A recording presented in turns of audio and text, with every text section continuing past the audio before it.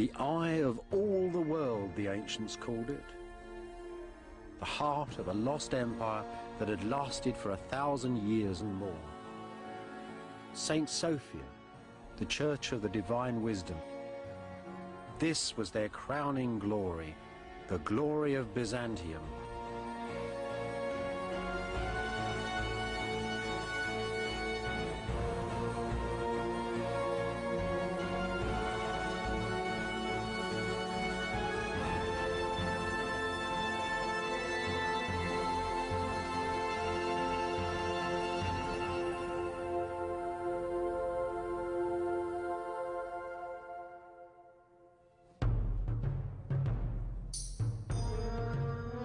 Vanished empire of Byzantium, born of pagan Rome.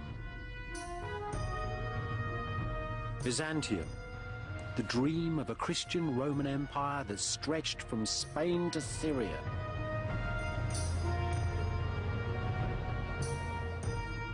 Byzantium, whose influence ran from northern Russia down to Nubia upon the Upper Nile. Byzantium, gateway to a lost chapter of our past.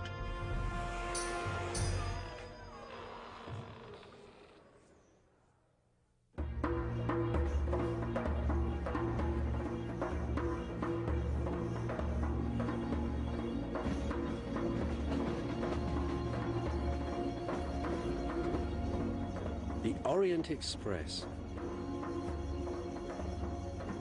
I first travelled this line in the 60s.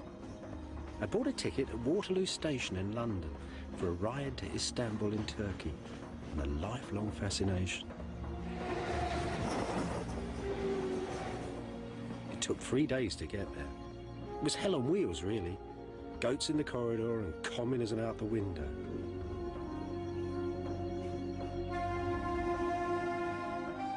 Then all of a sudden, the train swung round the bend and bang! The Orient hit me in the face. A great golden city by the sea, set between the east and west. You could see it had been the centre of the world. It was astonishing. I'd come to Istanbul. And underneath, the magic ruins of the lost empire of Byzantium.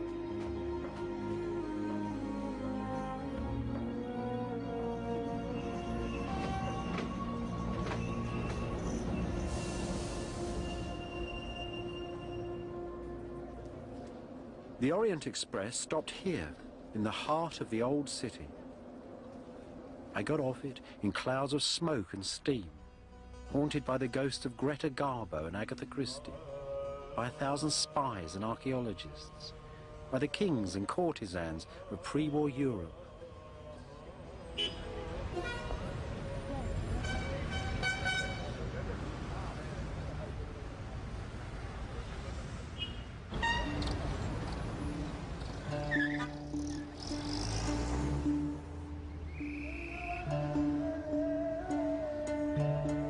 Istanbul, one of the very greatest of Islamic cities, with the monuments of the conquering Turkish sultans who had ruled here since 1453, dominating its skyline.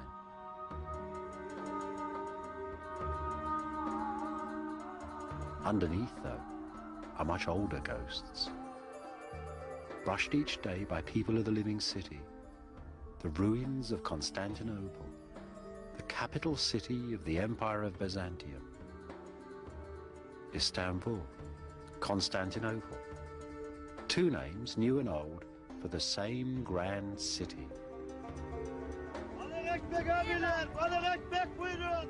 16 centuries ago, in the year 330, the Emperor Constantine, the first Christian Roman emperor, chose this city, then a small Greek town, to be his capital. No one quite knows why. One thing's sure, though. The great warrior emperors had left Rome and the cities of the West forever.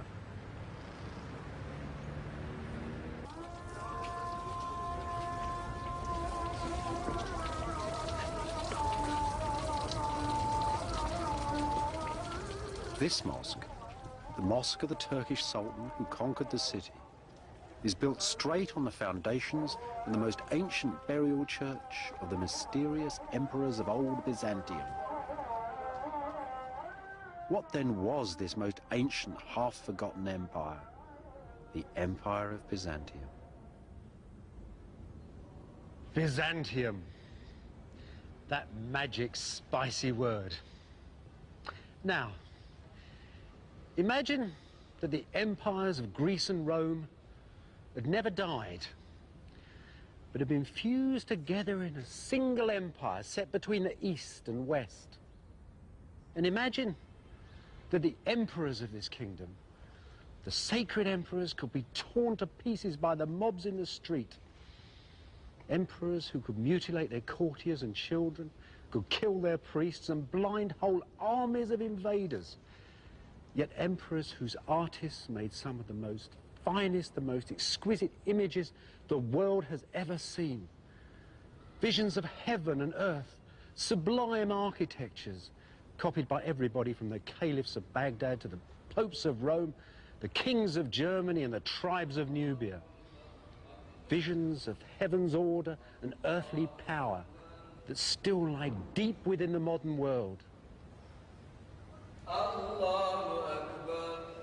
Just as this mosque, the Conqueror's Mosque, stands on the ruins of Byzantium, so do we all.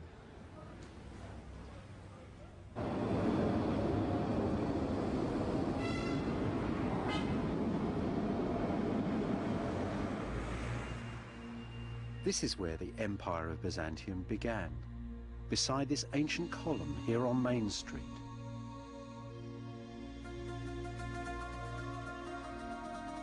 A lonely ancient relic in a modern city. In the year of our Lord 330, on a lovely May morning, a great procession came down this road. It was the highway of an ancient city called Byzantium. And the procession was led by the great Roman Emperor Constantine. And he'd brought with him a bunch of priests, pagan and Christian ones, and they were all holding an incredible collection of relics. There were 12 baskets filled with crumbs, the residue, it was said, of our Lord's miracle of the loaves and fishes. There was the very axe that Noah made the ark with. And there was a statue that the emperor himself had brought secretly from Rome, a statue of the Greek god Pallas. And at an exact moment prescribed by astrologers, they buried their relics just over there, at the foot of the column. 7 drums of porphyry brought from the Egyptian deserts.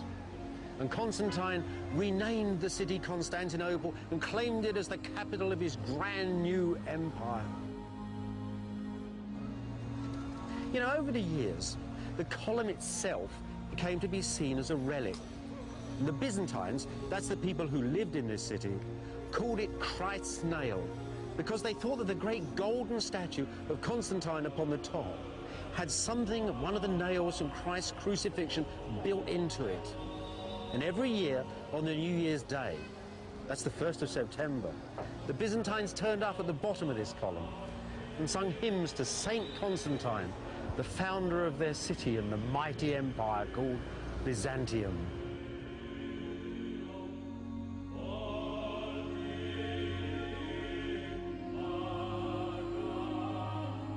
Constantinople was designed to be the center of the Christian world, the center of Christ's government on earth.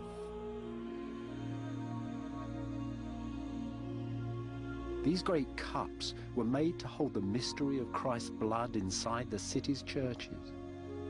Churches glowing with Roman gold and ancient holy images. Images that for 1,000 years flooded right through Europe and the East.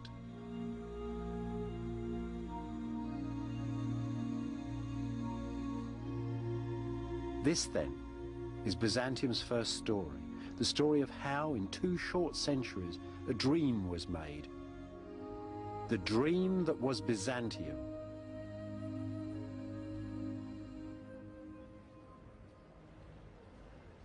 Constantine, the Christian emperor, the man who took the faith of Jesus and the God of Abraham and created the beginning of the governments and churches in which the West still trusts. He was crowned, they say, at York in England in 306. For 40 years he had killed foes and family alike, and when he died, people were so frightened of him that no one touched his body for a week. This was the extent of Constantine's ambition. The late Roman Empire, with Constantinople, not Rome, as its capital. And in the far north, in Germany, the city of Trier, a great imperial garrison. It still shows something of what ancient Constantinople used to look like.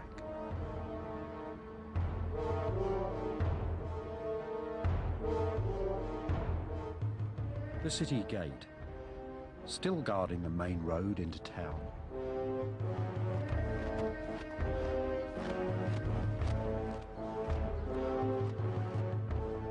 A great grim gate. Like the rest of the northern frontier, Trier was continuously threatened by Huns and Goths and Vandals and a dozen other warrior nations. Constantine the Great, the emperor himself, would have walked down this same passage 1600 years ago.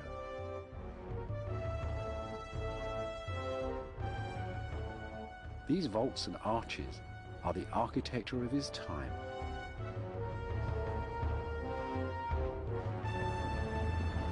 Once you were through the gate, most Roman towns looked much the same. They were, if you like, a sort of an abstract idea of a city, and they were stamped on every landscape from Yorkshire to Syria.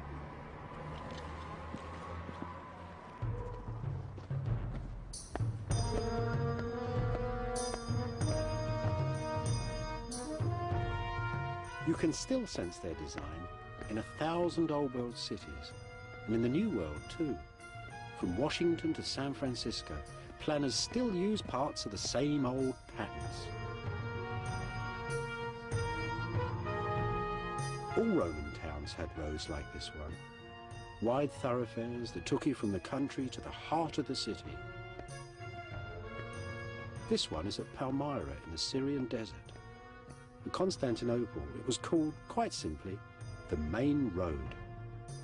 Now, what you've got to see is that behind all these columns, there are little rows of shops running down the sides of the street. Butchers, bakers, candle makers, all sorts of people. In Constantinople, it would have had the goods of the known world. Africa, China, the Baltic, everything was for sale. Just imagine, the emperor. He's coming in triumph. He's won a war and he's coming through the gate. The shopkeepers have been told to dust down the streets. Flowers have been strewn all over the pavements. Roses are raining down upon him. There are rugs and silks fluttering in the breezes all around him. The whole town has been sucked out to come and see him. Behind, of course, behind the main street, were all the town houses, servants, soldiers, all the people. There were taverns, brothels, everything in a city. And in amongst those, studded in amongst those, were those huge buildings that Constantine had to build before his city could really be called a Roman metropolis.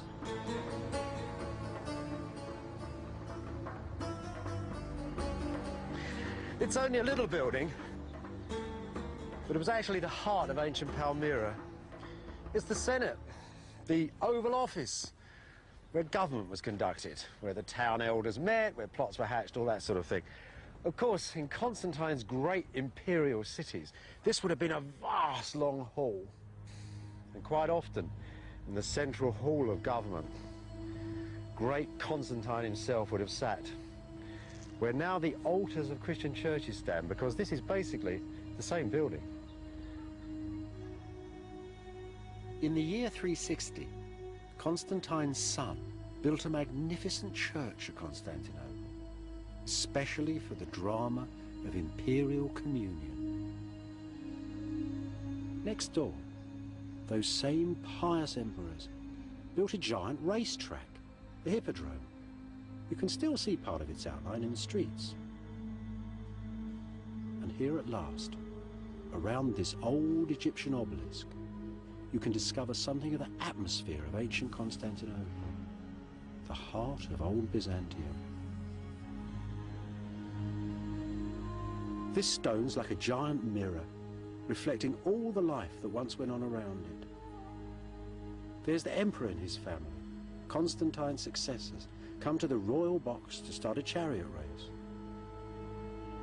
There's the obelisk in the middle of the racetrack, and the chariots too, 8 of them running all at once. You'd need a lot of luck to win. This place wasn't just a racetrack, though.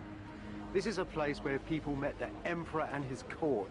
It's the air, the space of Byzantium, 100,000 people roaring as new emperors are presented to them, as captives from foreign wars are brought and thrown at the feet of the emperor. It's the old parliament.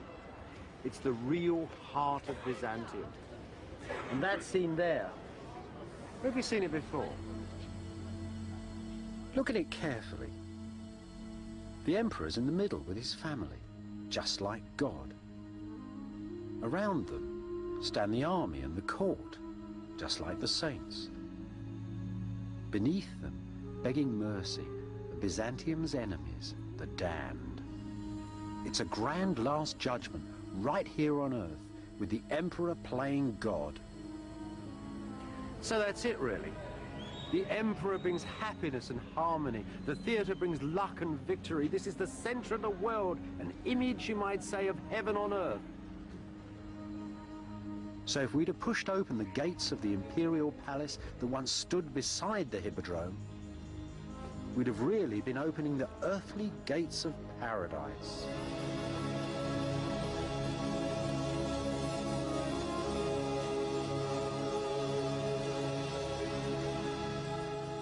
Arcades of gold and marble, silver boats on pools of mercury, silk carpets, golden thrones in halls of porphyry and pearls.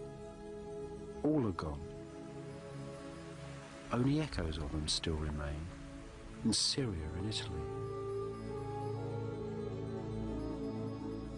Once, though, Constantinople held the palace of all palaces, the palace of the Christian Empire. Church, hippodrome and palace, Constantine had made a sacred engine that would power Byzantium forever.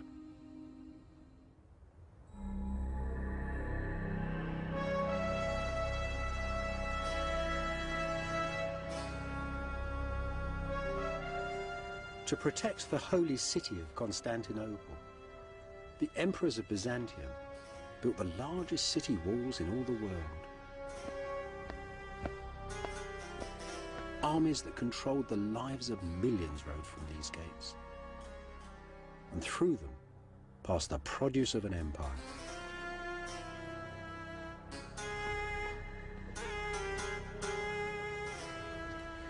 The whole history of this city is in this gate. The great golden gate of imperial Byzantium.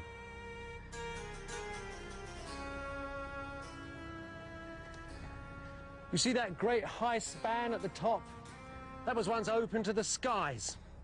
For 600 years, emperors and armies rode through that gate in triumph, coming back from wars against the Persians, the Arabs, the Bulgarians, the Russians. Then there was an earthquake. The gate was blocked. And that final gate at the bottom, that even a cavalryman couldn't come through on a horse, that gate was built in the final years of Byzantium. So this is a magic gate. It's a gate of legends. They say its wooden doors were covered with sheets of gold to give the gate its name. They say that the very last emperor killed fighting on these walls is buried beneath these stones, waiting for a call to take the city once again. So it's a gate of legend, but above all it speaks of imperial Byzantine power.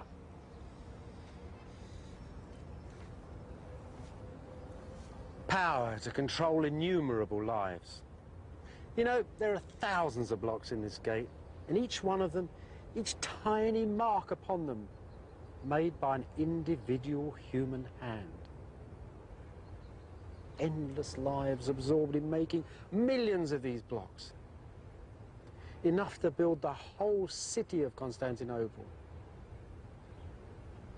Now this snowy marble, strange grey lines running through it.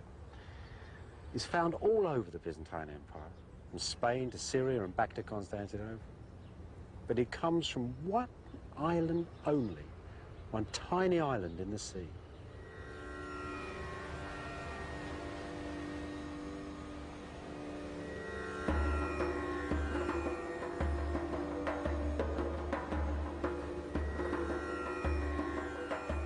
Southwest of Istanbul, 3 days sailing on an ancient slave ship, is the Isle of Marmara. Its very name means stone.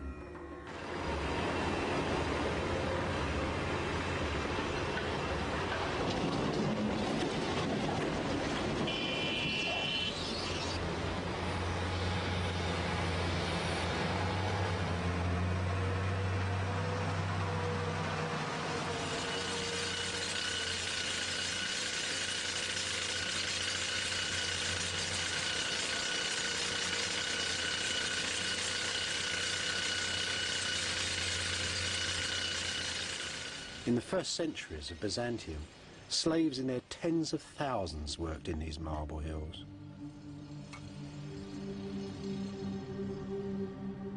How the Byzantines loved marble.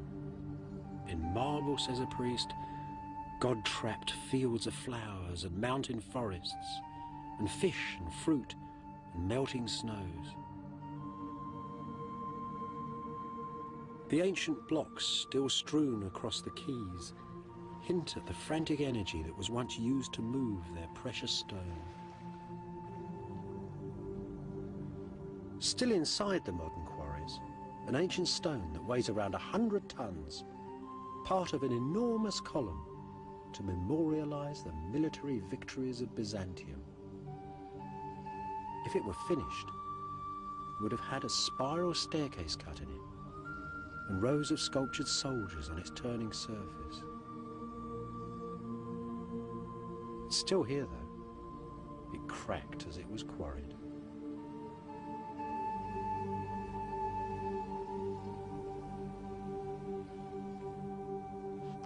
In ancient times, these quarries were called the quarries of the Mother of God. They might just as well have been called the quarries of the Mother of Constantinople. The whole city was made here, and it was prefab city.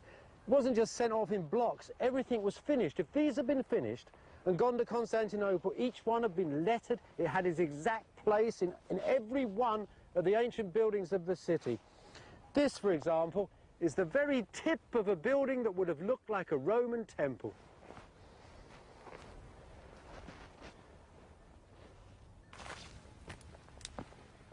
Modern quarry masters tell me that they find the best new seams of marble in the hills, beside the ancient stones. This would be a good spot then. A giant lonely column shaft.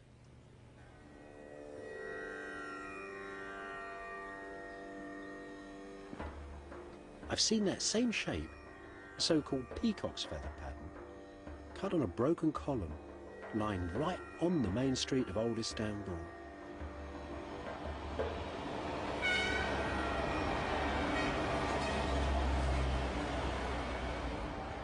This was once a marble square on a highway at the middle of Constantinople.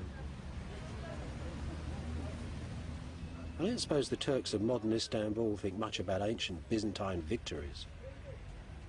Yet there's still some fragments here of that great memorial column that made it all the way from Marmara. The ghosts of the imperial armies still lining the routes of their processions through the city.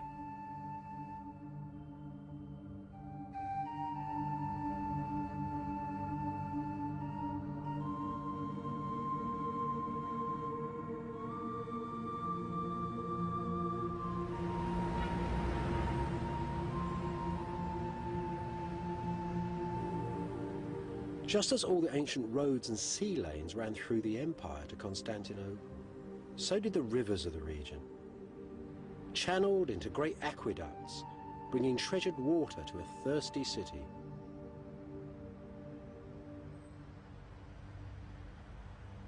Underneath the town, cut deep into its hilltop, an eerie underworld, some 15 centuries old.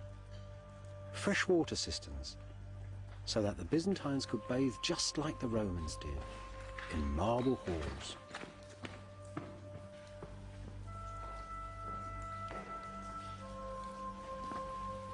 And everything made with the dazzling technology of ancient Rome, father of Byzantium.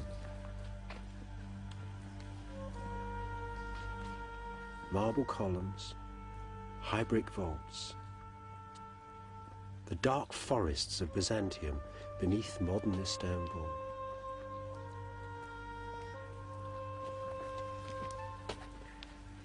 Those Greek letters, hammered into the column with a chisel point, the marks of one of Marmara's quarrymen.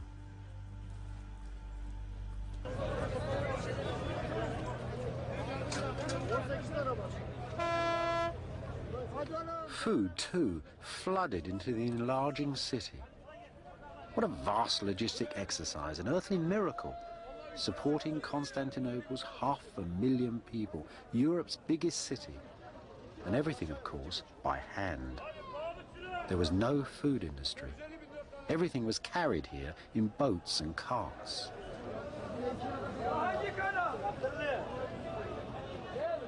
The finest fish, the Byzantines believed, were caught beside the emperor's palace, between the rising of the Pleiades and the setting of the blood-red star Arcturus.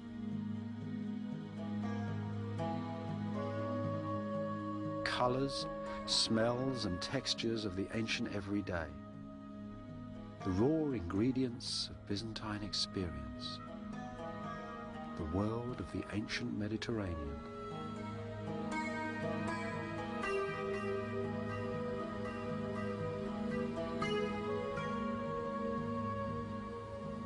Just like the people of modern Istanbul, the Byzantines loved fresh bread and fresh vegetables.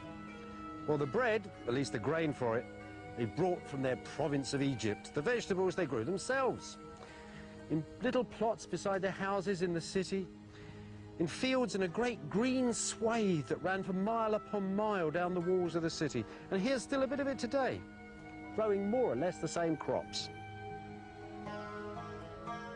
Look at the garlic, the onions, the dill they used to flavour fish, especially those heavy yellow fish soups they so love. And this, well, this is an ecological Byzantine delight here. There's 3 or 4 different sorts of crocks. There's rocket for salad. There's chard and cabbage again. All sorts of things, mint, all growing together in a great profusion. And at the end of it all, lettuce to calm your stomach. So when the peasants in the fields just stop there for a moment and straighten their backs to watch the lords of Byzantium, those great history makers riding by, they too could think, we're not having such a bad time either.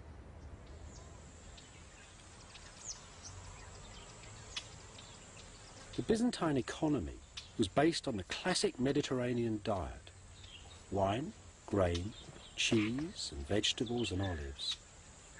Olive oil was a staple. It was Byzantium's fuel. It lit streets and homes and lighthouses. It oiled carts and cured baldness. And it was used for cooking. In its first centuries, Constantinople's oil came mostly from northern Syria. This is a wonderful thing. It's a piece of Byzantine industrial archaeology. It's a factory for making olive oil. This is a marvellous little place. I'll show you how it works. It's very sensible, very logical. The olives were picked from the trees. They came down that little street in wagons. They were tipped down through a window, and they fell into that trough down there. They were then scooped out of the trough and put into this mill. This is a great oil press for the berries. You see this drum? There were 2 of those. They fitted on end in here, side by side. A bar went between them, and 4 or 5 men pushed round the outside and reduced the olives, the skin, and the stone into a sort of horrible, messy pulp. That then was taken out of there and laid in these circles here. Now, this thing in the wall here held a great beam that ran through the air. And hanging above this was a huge cylinder of stone. And that then was slowly dropped onto the massive olive paste, and the oil dripped down into these tanks. Not the end, because this, after all, although it's cold pressed, is actually a very impure oil at this moment. So they take it out of here and they put it into this tank here. Now this tank has already got water in it, so as they pour the olive oil in, it floats to the surface, all of the impurities go down to the bottom. And see this little trench here? A vital piece of gourmet equipment, because this is where the very finest oil ran from that impurity tank down into this tank to make fine clear olive oil for the tables of Byzantium.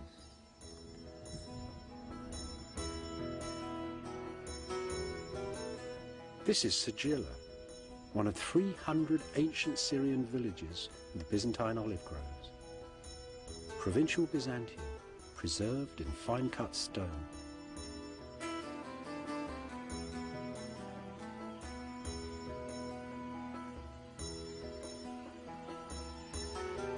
Just off the main square is the public bathhouse, forerunner of the Turkish bath. St. John cast whores and devils out of one of these.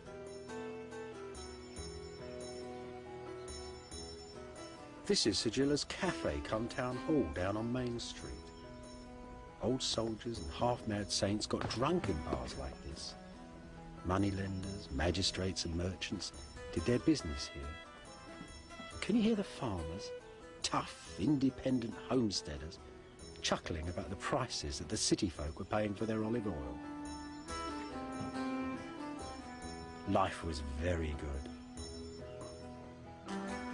There was time for both the devil and his baths, and for the church and all its works.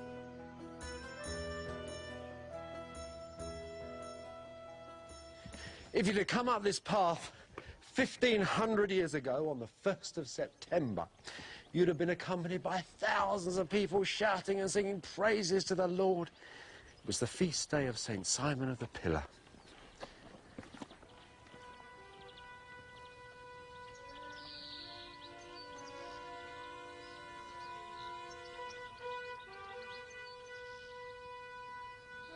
The first place these processions came to was this great baptistry. 10,000 people, whole cities full, had been baptized in this room in a single day. And then out they all went, praising the Lord, onwards to the Church of the Saint.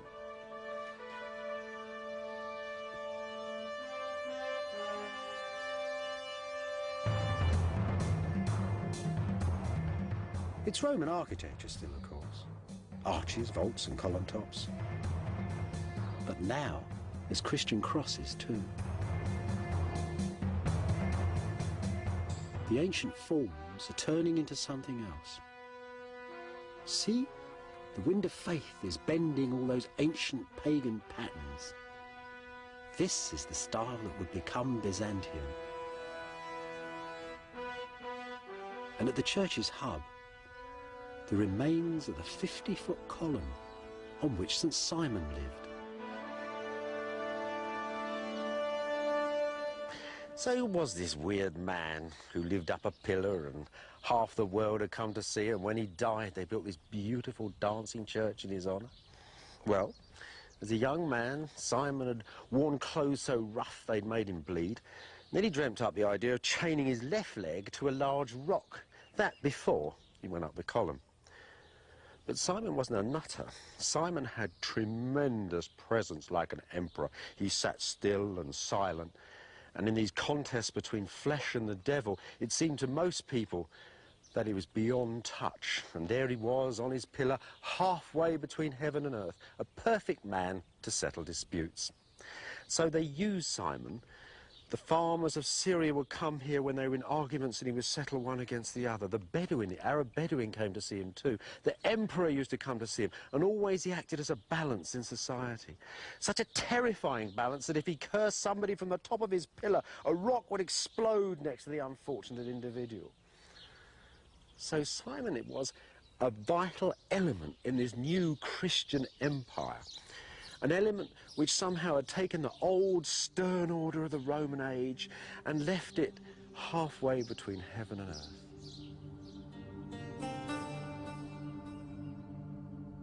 In the eastern Mediterranean, in the warm heartland of the pagan world, the first Christian empire, the Empire of Byzantium, had found its balance. It was a good life, a rich life, and there was peace and plenty.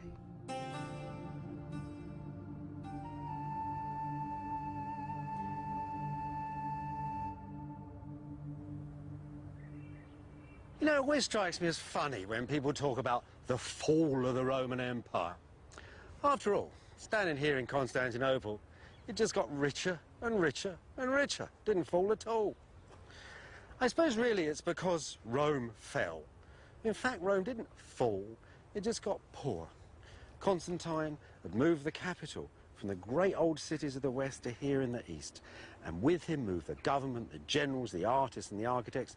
Everybody who made the empire moved with him. So in 475, that's 25 years after these walls were finished, the last Roman emperor of the west, a young man, a junior emperor, sent the crown back here to Constantinople, to New Rome. This was the new city. And I suppose really the story about the fall of the Roman Empire, that's the Western Empire, was really invented in the Renaissance by the popes, who really wanted to get the idea of a pagan empire falling and the Christian empire of the West rising. They're good propagandists like Raphael and Michelangelo to budge them on their way. But the truth is, the real truth is, that old Rome, ancient Rome, had been modelled on the great cities of the East, on Antioch and Alexandria, all those great marble cities. So when you say Rome fell, it didn't fall at all. It simply went back home again.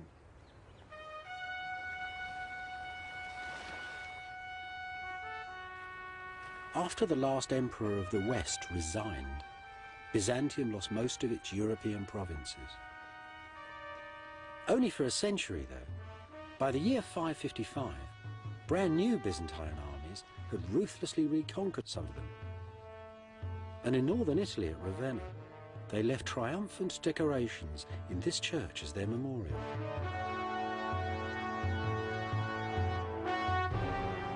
The man there is Justinian, the emperor who 200 years after Constantine completely remade the Roman Empire. The man who made Byzantium.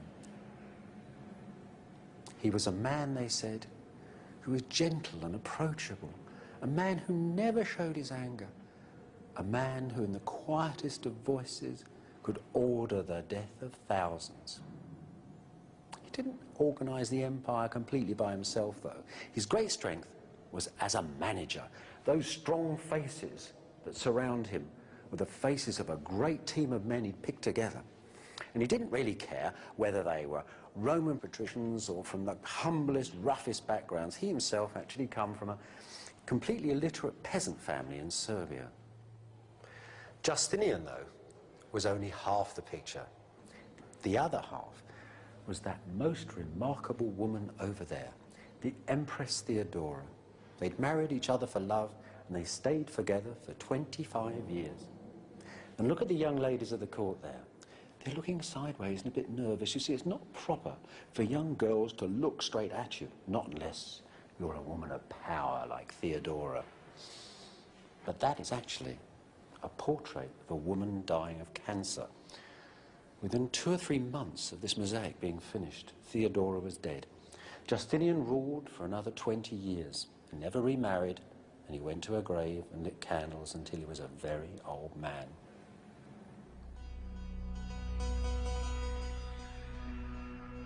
Though Justinian and Theodora restored the Roman Empire, this was no longer the ancient classical world. They lived in a different age, spoke Eastern Greek instead of Roman Latin, and viewed the world in very different ways.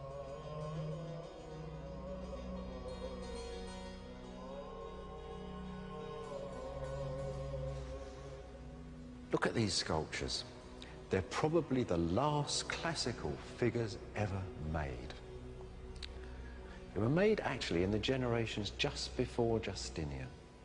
Now, at first glance, you might think they're just part of those usual old classical things you see hanging around museums. Big stony Alexanders and Caesars all strutting their stuff. But they're not like that at all. They're new, they're different. Something else is going on. It's very simple work, very realistic in a way.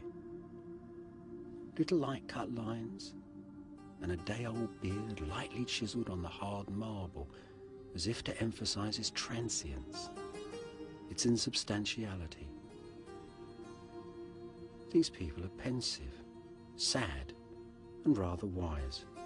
After all, hadn't the saints and bishops told them that this life, this material world, was only an illusion?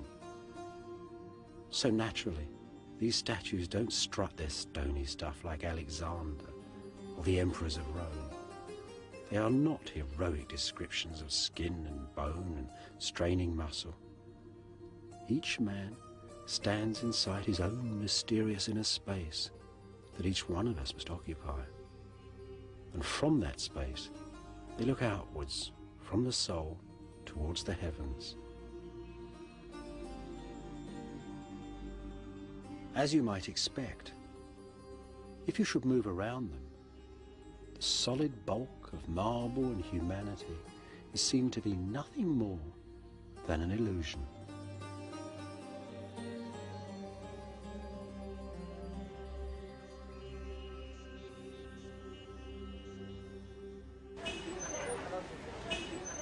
These brand new people, though, were clever and inventive too. Many of them were drawn here, to the centre of the empire. Most of Byzantium's brightest brains were packed into these tiny streets and apartments that surrounded the palace complex in Constantinople. There were people here come to seek their fortune at the court from all over the empire, from Spain, from Egypt, from Syria. There were mathematicians, lawyers, doctors, scientists, magicians, alchemists, all sorts of weird and wonderful people packed and living tightly together in these little streets. In the 520s and 530s, there was a great excitement bubbling up inside this unique community. Justinian and Theodora had planned to build new palaces and churches such as the world had never seen.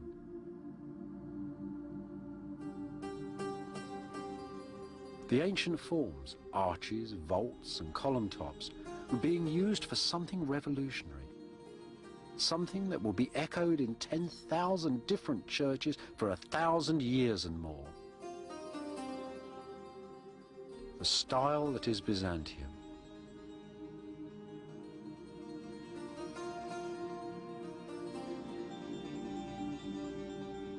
This seaside church, set right beside the palace, was made for some of Theodora's favourite priests.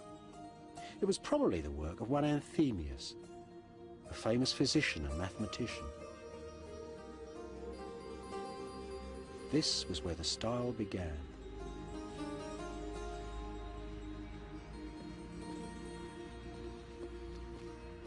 Theodora built the church to hold the blood-stained cloaks and bodies of two martyred soldiers, Sergius and Bacchus, the army's patron saints. Now it's a mosque.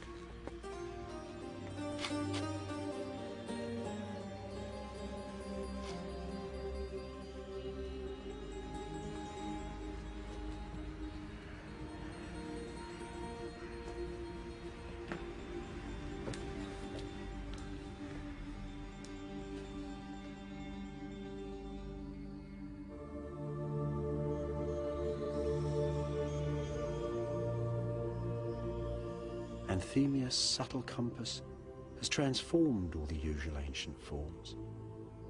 Squares become circles, circles octagons, and all around a single central point. Space spins into ever smaller spaces. It's as perfectly mysterious as the finest natural crystal. The walls, the columns, seem to be nothing more than an illusion and simply fade away.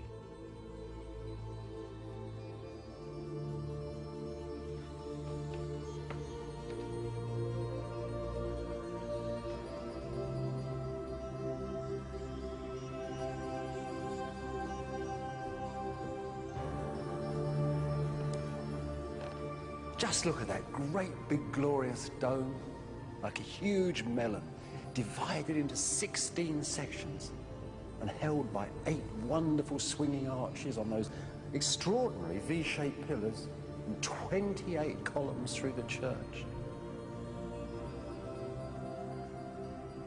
It's like a vast net of stone and brick slung over this central space, this strange, mysterious space for the imperial communion. It's a wonderful piece of architecture, and it solved all sorts of problems that you can't even see. You see, those low domes exert tremendous pressure, and there's a force in this building to push the bottom of it out so the whole thing comes crashing down. Now, Anthemius, like every other architect, has used stone here as lintels and beams, as stress and strains, the old way of doing things. But he's come up with a brilliant idea to hold the church together. And it's this cornice. This huge, beautiful marble cornice with its inscription to Justinian and Theodora. This isn't just here for decoration. This links the church in a chain. It binds the stones together. A great necklace for the church, brought from a shining island in a bright blue sea.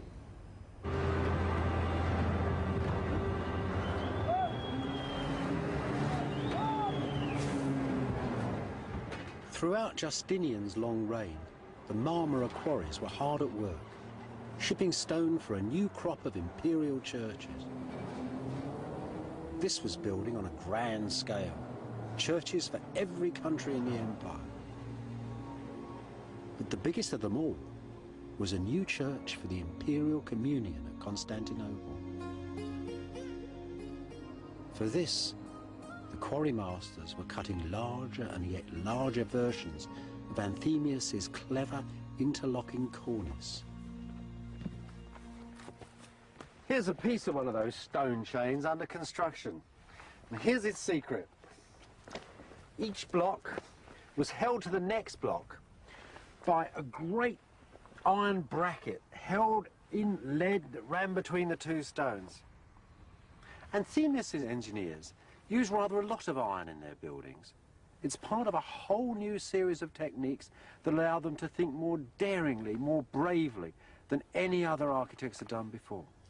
Above all, it enabled Justinian himself to have the ambition to conceive of the greatest dome the world has ever seen.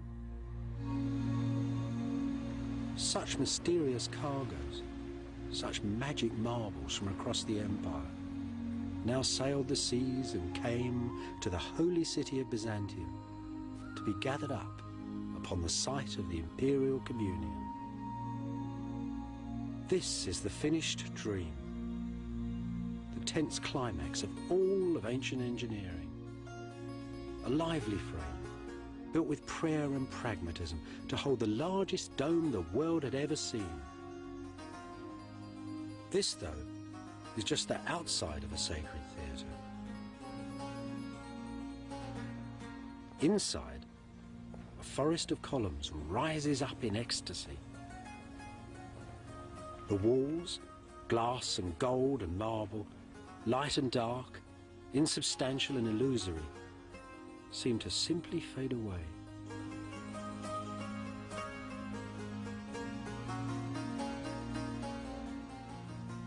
A perfect sea of space for God's holy wisdom to come down and touch the earth. A perfect theatre for the anthems of Byzantium. Lo, the lords of heaven and earth have come.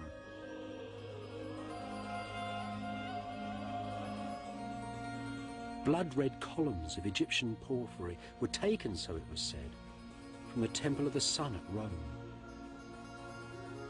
The church's wooden doors from Noah's Ark. The building's bronze was stripped from the temple of the goddess Artemis, one of the 7 wonders of the pagan world.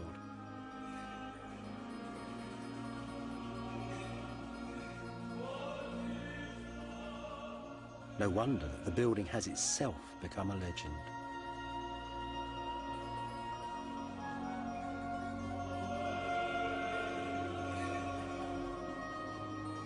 Poets said the church combined the size of sunset and the scale of quarries,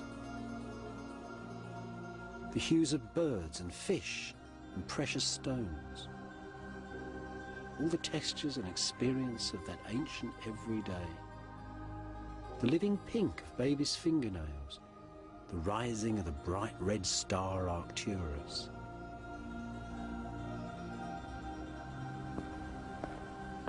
In Byzantine, in Greek, this church was called the Church of Hagia Sophia, the Church of Holy Wisdom. All of Justinian's enormous empire, its wealth, its piety, its pagan heritage, was gathered up inside it.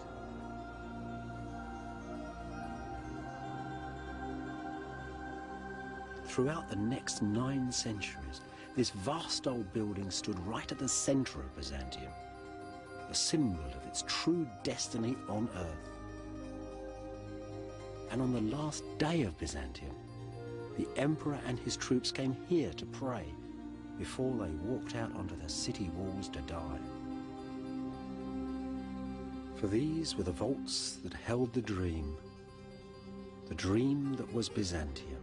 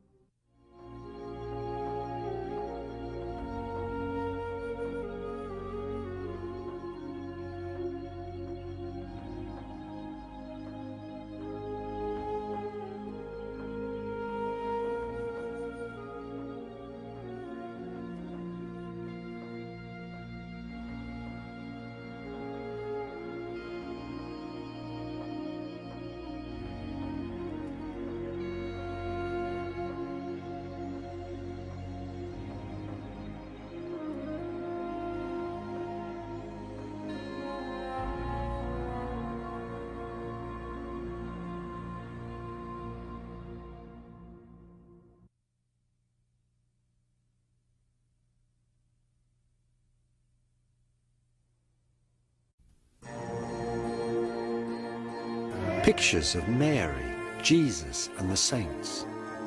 Images from the long-lost empire of Byzantium. This is a journey of discovery, a search for the origins of Western faith, a tale of ancient battles that changed the world forever.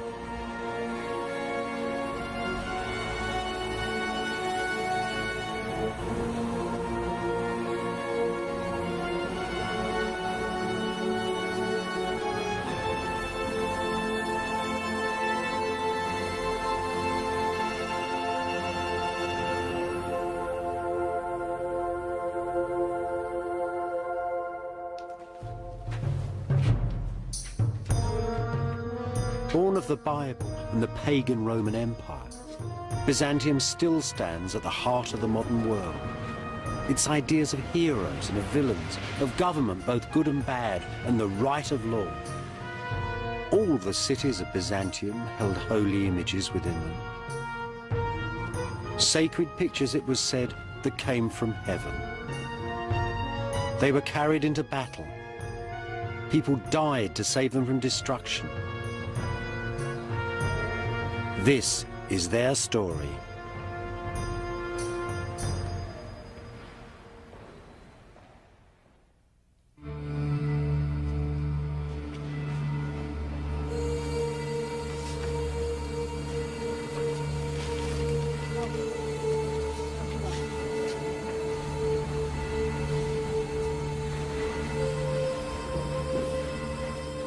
This is the heart of the ancient palace of the popes of Rome.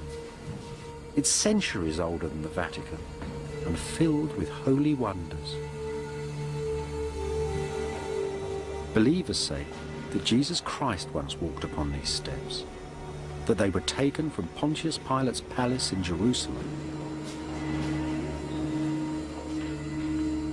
The steps were brought to Rome in the first centuries of Christianity and are reverenced still by millions of people every year who pass up them on their knees, deep in penitential prayer.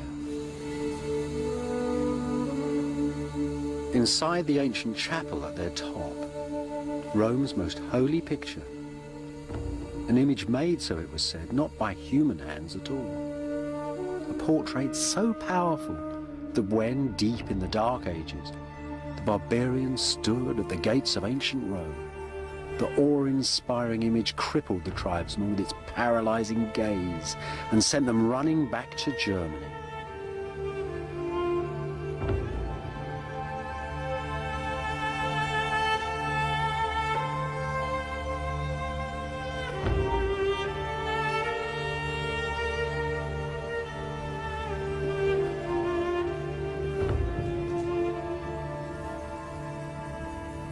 The painting's entirely encased in silver.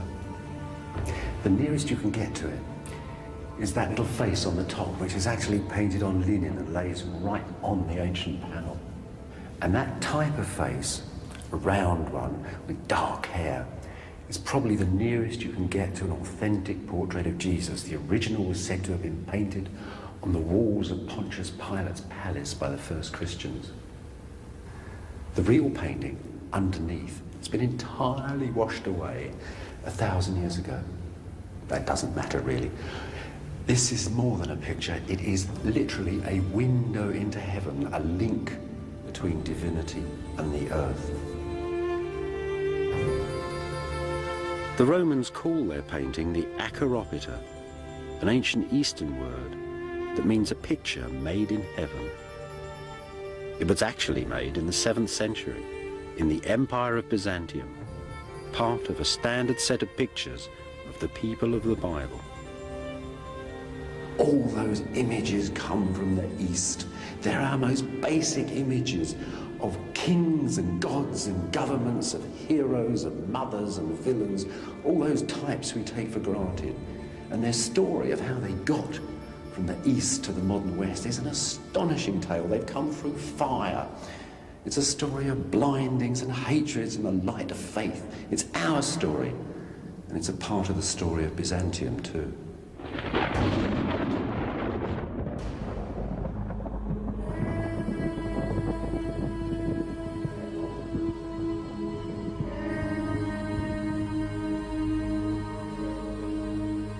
The story starts in the year 360, just a few years after the Roman Empire had accepted Christianity, when a pagan pilgrim came here to the Greek sanctuary of Delphi to ask the god Apollo if the ancient pagan images would ever again be honored and worshipped in the ancient ways. Deep down, under Apollo's vast temple, an old lady sat, filled with the fumes from a volcanic crack underneath and drugged with cyanide. She babbled a reply, and a priest took down her words in classic verse. Tell the world the glorious temple has fallen.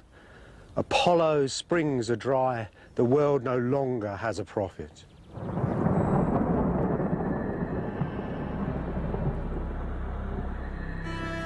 Using the signs and symbols of the ancient gods, Apollo's priest had just announced the ending of the pagan world.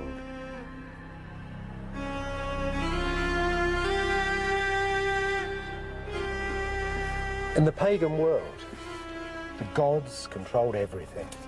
From the movements of the stars in the sky to the fishes in the sea, and their signs and symbols were everywhere. They protected crops and trees. They were in every stone. When the thunder came down, you understood it because it belonged to a god, and every god had its sign. It was a complete universe, and everybody felt secure in it. When Christianity took over the Roman Empire, it attacked and swept away all these signs. Now, these signs were as old as man himself. And Christianity was pretty poorly supplied with alternatives. After all, it was a language of books and words. But unless it was to fail, it had to develop, and develop quickly, a whole new set of images for the world.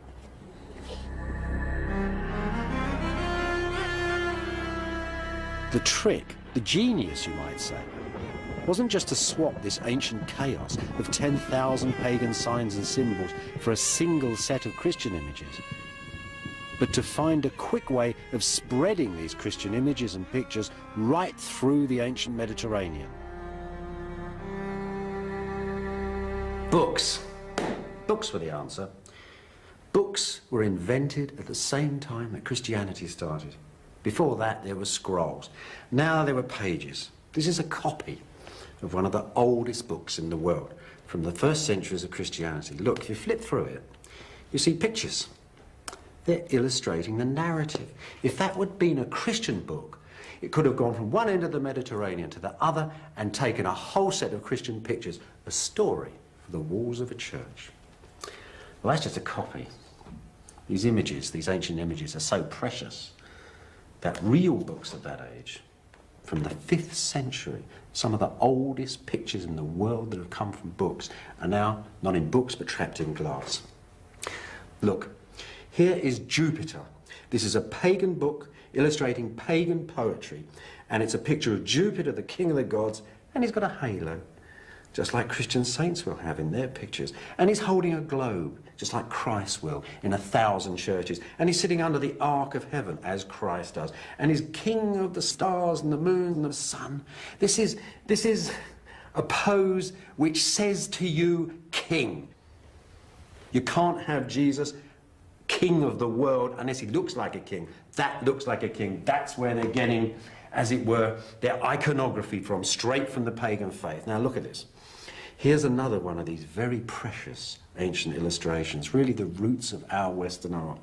Think of that.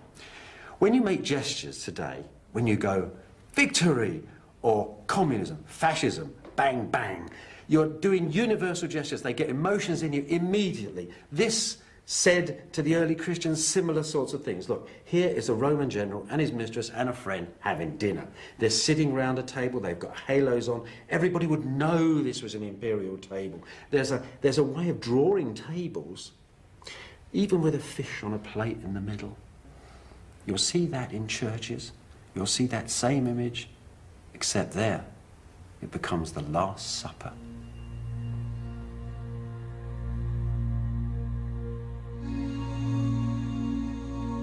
The first imperial images to tell the stories of the Christian Bible, to symbolize its faith, came from this city, 1,000 miles to the east of Rome. Ancient Constantinople, now Istanbul in modern Turkey.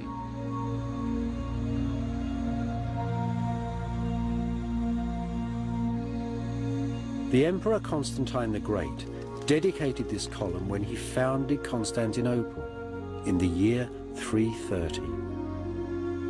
From that year on, the city stood at the heart of Constantine's vast empire, the first Christian state, master of the greatest cities the world had ever seen, Alexandria, Antioch and Rome, and the capital of the brand new empire of Byzantium. From the very beginning, Constantinople really sizzled. New religion, new state, new government, everything here was up for grabs. Amazingly enough, we have a good idea of how it felt to be alive inside this city, and at just this time in history. It's a 1,500-year-old press photo. It's not on film, though. It's on ivory. There's the pulp of the poor old elephant's tusk. The Byzantines imported ivory from India and from Africa. This probably came from Africa because it's so enormous. Would have come, of course, through Egypt, up through the empire to Constantinople. The Byzantines loved ivory. They thought it had a texture like living skin. This, then, is the only glimpse we have of life in Constantinople in about the year 420. It's a procession. Two priests are carrying the bones of St. Stephen of Jerusalem on a royal carriage into the imperial palace of Byzantium. The mighty emperor Theodosius II is walking with his ministers and soldiers right through the center of the city.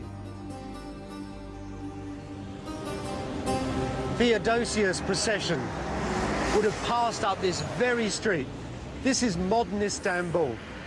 In those days, in the 5th century, it was called Constantinople. We're walking between the docks and the ancient centre of the city. I suspect it was much the same in those days, but there would have been thousands of people watching the emperor on his way to the palace. Do you know, these processions, especially at that time, were a very tense affair. These sort of cities, these great classical cities, were 1,000 years old. But the Christian bishops that ran them were starting to look at them with brand new eyes. The times really were a-changing. They saw the rich on the way to church to tend to their souls, kicking beggars out the way by the doors of the church, children mutilated by their parents to make them look more pitiful. And they saw the rich women walking, they said, with 1,000 meals swinging from their ears, and they didn't like what they saw. The Christian bishops wanted a moral city, a sexless city, a pure city, and a more equitable city too. So that, perhaps, is why the emperor isn't sitting in his carriage, but walking in the street and carrying a candle with his courtiers. And the bones of a poor man from Palestine are riding in the royal coach. The emperor's procession was on its way to a grand square, halfway between the palace and the court church. I think our ivory procession would have passed through here, right through the heart of the ancient city. Now, you see that Turkish bath over there? That's in about the same place as the gate on our ivory. And see the great high dome on the gate? And see that figure of Christ, that face of Christ on the gate? That was such a famous figure. It was called Christ of the Gateway, the most famous and influential portrait of Christ. It was copied from the great shining ivory statue of Zeus of the Seven Wonders. That was parked in a palace just over there. Now, think of our procession moving along. You see, they're going past this great portico, 3 high stories of it, people peering out arches, looking down, swinging their incense, pleased to see the saint arriving in the city to make the New Jerusalem, joining heaven to earth. And over there, look, that's about a spot where the church, the brand new church of St. Stephen is being built. It's ready to receive the relics, but they haven't finished the roof, and the tilers are still working away up there. But the Empress is proudly waiting by the door, holding a cross. And that is quite extraordinary. For the first time in the ancient world, the centre of attention is not the emperor, but an empress. She carries the cross of victory. She receives the holy relics into her church. It's probably the Virgin Empress Pulcheria. In that most ancient language, signs and symbols, the little ivory is telling us about an ancient revolution, and one that still affects the world today.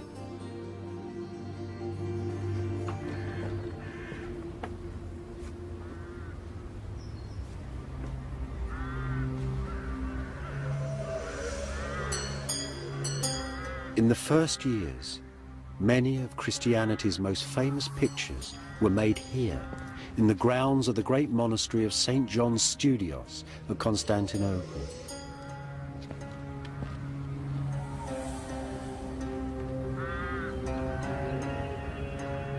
These monasteries were Pulcheria's holy battlegrounds, the places where she conjured up the sacred images and metaphors with which she waged her earthly arguments.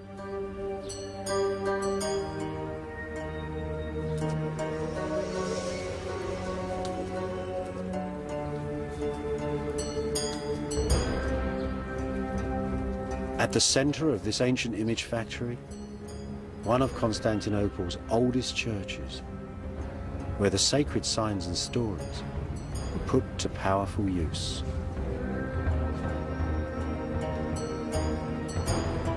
Imagine that it is Easter, April the 15th, 428, and that this nice new church is filled with all the nobles of Constantinople, men downstairs, women upstairs in the galleries.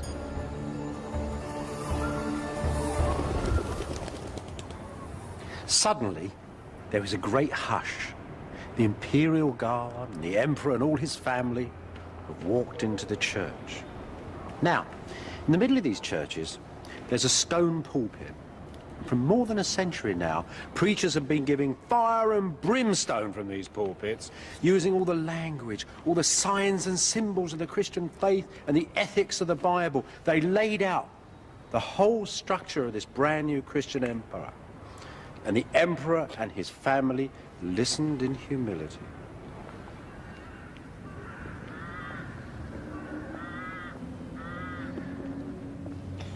Right on this line here, there was an altar rail. It separated the main body of the church from the high altar. Only the emperor and his priests were allowed in here, close to the divine mystery of communion. In 428, though, things were rather different. Theodosius, the emperor, was usually accompanied to the altar by his sister, Pulcheria. They'd ruled together since they'd been children, two frightened toddlers in a palace filled with intrigues and plots for the succession. When she was 14, Pulcheria had hit upon the answer. She dedicated an altar to her own virginity and to the rule of the emperor. From that moment on, they ruled a strange, sacred couple like Joseph and Mary, and there were no plots for the succession.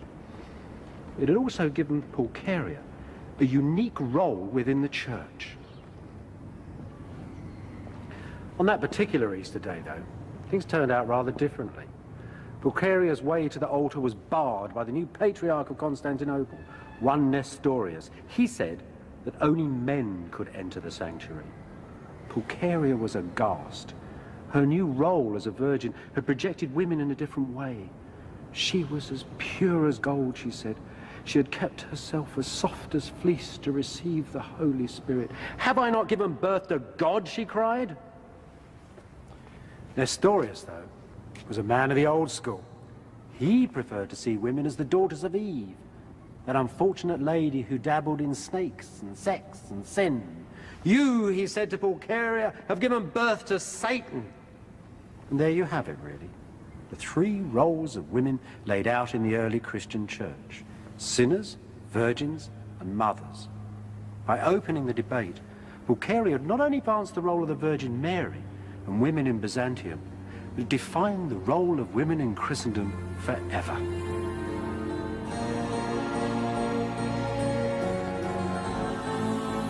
Encouraged by Pulcheria, the next full council of the church declared Mary, the mother of Jesus, to be Mary, the mother of God. It was a defining moment.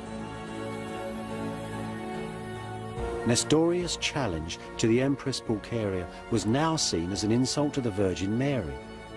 He was declared a heretic and exiled.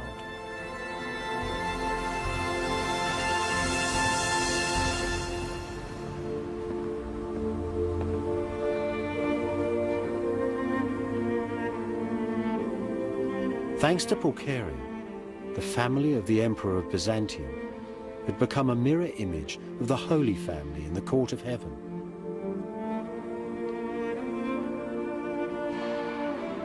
That is why these medieval emperors offer their city and an image of this church, St. Sophia, Byzantium's cathedral, for the protection of the Virgin Mary. Christ's mother is their mother too. After Pulcheria, the emperors of Byzantium ruled by divine right and by right of birth, and all later Western kings imitated them. Pulcheria had cast that spell of power and sanctity that still surrounds the offices of government today. She'd also changed the way that men saw women and women saw themselves.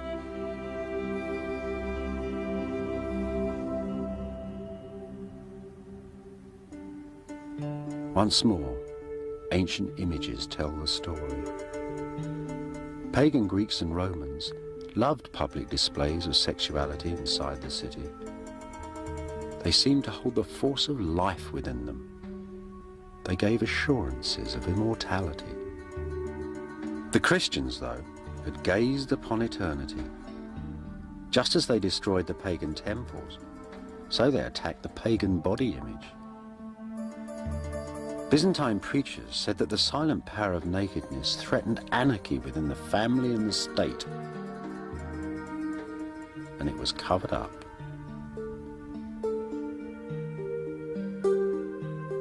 Women like Pulcheria, who once had flaunted wealth and beauty at the public baths, now lived regretful, celibate, in hermits' huts inside their marble palaces.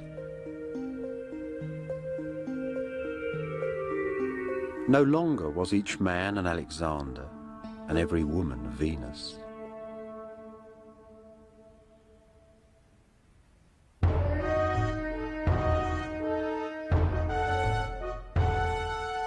Right through the empire, the cities of Byzantium were filling up with Christian piety. Yet it was still a magic, superstitious world. A world, too, where those who knew the will of God held quite enormous power. Hermits like St. Simon of the Pillar, who preached in Syria and did not hesitate to question the behavior of the emperor himself. Since you have become arrogant, O Emperor, and since your heart has forgotten the Lord your God who gave you the imperial crown and the imperial throne, and since you have become a friend of the feckless, faithless Jew, then know this: soon you will face divine judgment, and then you will raise your hands to heaven and moan. Impiety, then, brought down the wrath of God. Piety, on the other hand, brought prosperity, good government, and victory too. The preachers kept their eyes on the great cities and on the countryside as well. For the people who fed and fueled Byzantium were also at the mercy of the Lord.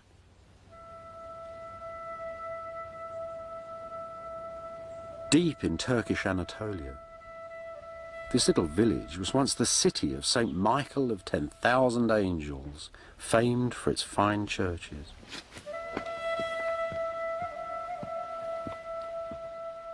In Byzantium's countryside, life was on a knife edge between prosperity and starvation, between flesh and the devil. Magic stones still eased the pain of reaping and of childbirth. Magic images, half cockerel, half snake, all dressed in armour, still kept the evil eye at bay. Byzantium was built on the memories of this pagan past, sometimes even from the same old stones.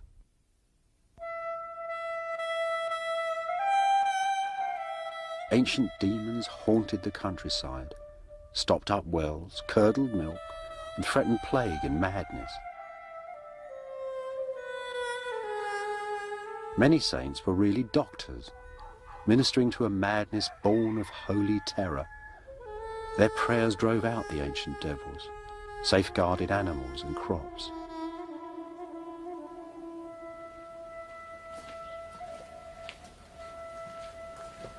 For archaeologists, of course, such goings-on are very hard to excavate, yet sometimes there are clues to them, still lying on the swelling earth.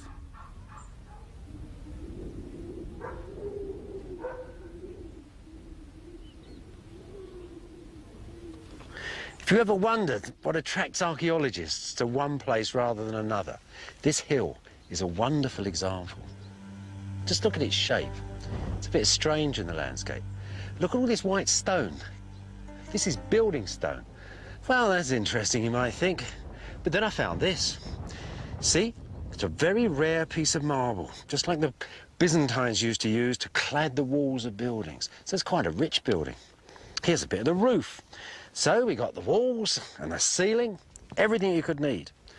What the devil is it? Well, look a bit closer. And here you can find something absolutely unique. This field is studded with tiny little bits of glass. These bits of glass are very special. These are mosaics, and they were made from the 5th to the 7th or 8th centuries. That makes this field unique. Look around, and you'll soon discover why such a sophisticated city church was built here deep in the countryside. Long before the Christians took over its magic, this area had been a pagan sanctuary, a place of sacred springs and running waters, a little paradise. Well, this is the place that's given this region its name, Old Turkish Yurme, Greek Germia, Roman Thermae. That's a hot spring over there. Once it was a great pagan shrine. That Christian church then, that Christian church on the hill with those mosaics, perhaps that's its exact descendant. It's a magic place. Once there were many places like this in Anatolia. Once upon a time, in the early years of Christianity, a pagan washerwoman called Hypatia said that she would become a Christian only if she could see the face of Jesus for herself. And straight away, the story goes, she found a portrait of the Lord floating on the waters of the village spring. And she was very frightened and clutched the picture to her breast. And then Hypatia found she had two pictures, the original panel and another imprinted on her dress. It was a miracle. Such powerful images, fallen straight from heaven and mysteriously duplicating, are called acheropita. Tradition has it that several of them still survive. The acheropita in the ancient palace of the popes at Rome, the great shroud of Turin,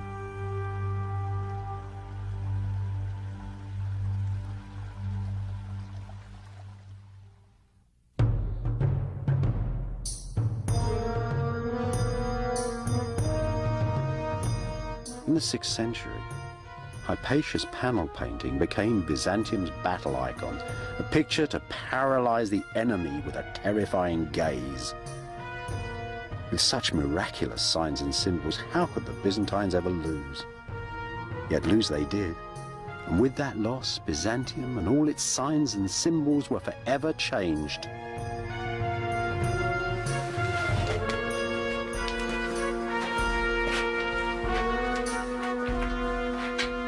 These are the ruins of a Byzantine border fortress, set right upon the edge of the Syrian desert. In the 7th century, the east exploded. The Byzantines moved on Persia, and the Persian armies moved towards Byzantium. Vast battles rolled back and forth across these plains for a quarter of a century and more. These magisterial armies with their gold and silver and their standards and their generals and all the panoply of ancient war. And at the end of it, all of Persia was destroyed and all of Byzantium had been sacked except one city, that of Constantinople. And at the same time as this tremendous battle was going on, small tribes were infiltrating up through the empire. One of them brought bubonic plague. It was so bad in Constantinople that 10,000 people a day died from it. The bodies were piled in a fortress, and a terrible smell of death hung over the city.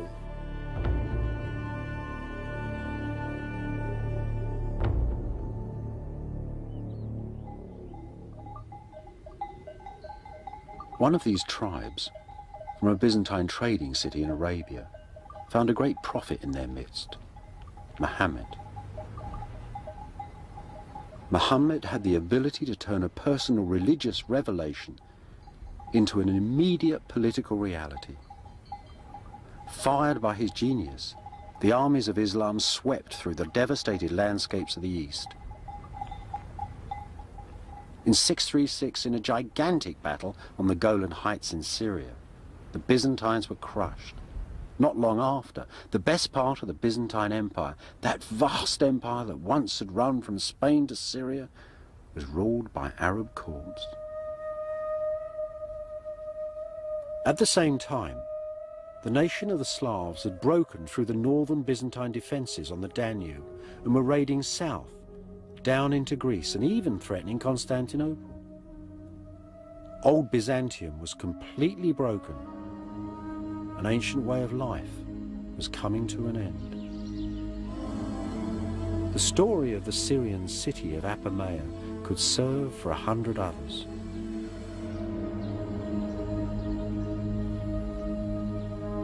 Apamea had been a huge rich city for 1,000 years. In pagan times, it had had a sprinkling of philosophers and fine temples. Antony and Cleopatra came here on their honeymoon.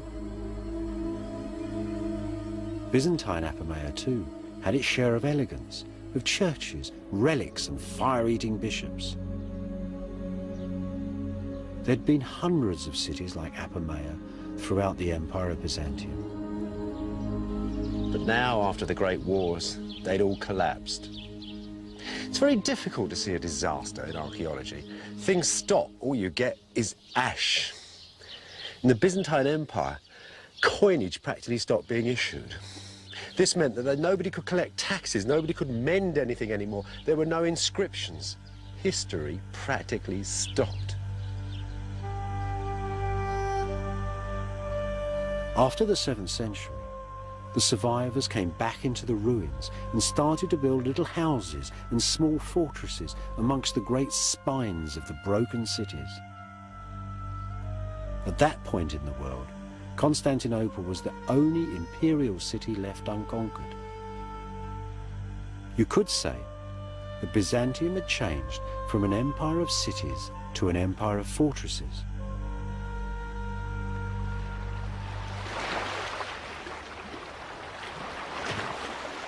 Much of 7th century Constantinople must have looked like this. Old Monemvasia in southern Greece.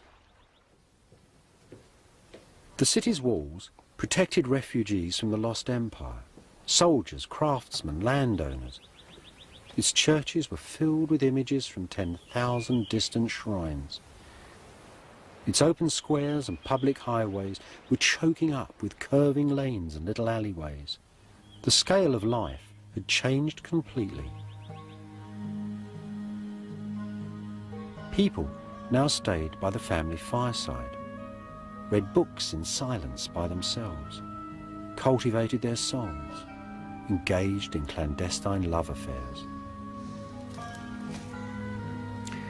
Even patterns of eating and drinking changed. Take bread, for example. Corn in Constantinople largely came from Egypt.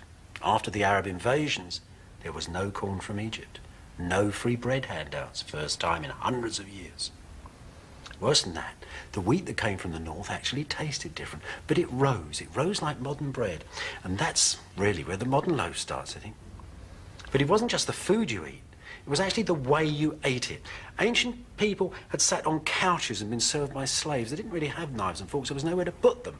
Now, with chairs and tables, people were sitting down, so that the great classical spoons were filed down to make a little fork which you could prod the food. Pretty soon people would be cutting their own food up with knives. Other changes too. With the loss of Syria to the Arabs, practically all the olive oil trade dried up. So you had to light your house with candles. They were quite expensive. Not so many fry-ups either. There were more boiled foods now from the north. Northern foods called more for beef than pork. The northerners too brought different clothes with them. Byzantium was cold. People took up wearing trousers for the first time. And those tough guys from the north with their long hair began to be copied by the Byzantines. If you want to look cool and groovy and wild, you look like a northerner. The old classical world was disappearing. Behind the high stone walls, there was uncertainty and stress and fear. And in the age-old way, Byzantium expressed this change of mood with the signs and symbols of its faith.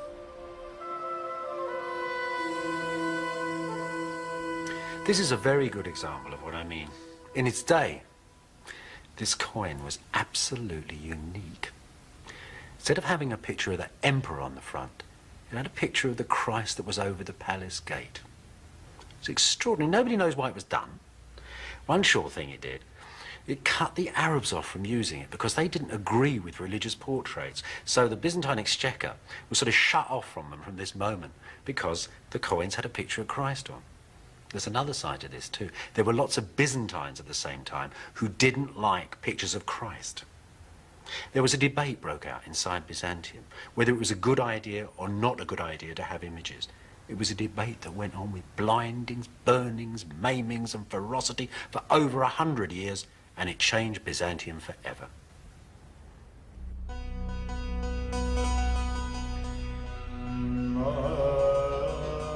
By the 8th century, after the invasion of Byzantium, Constantinople, the ancient capital, stood at the center of a gathering storm. A storm called iconoclasm, which means quite literally, the destruction of the images.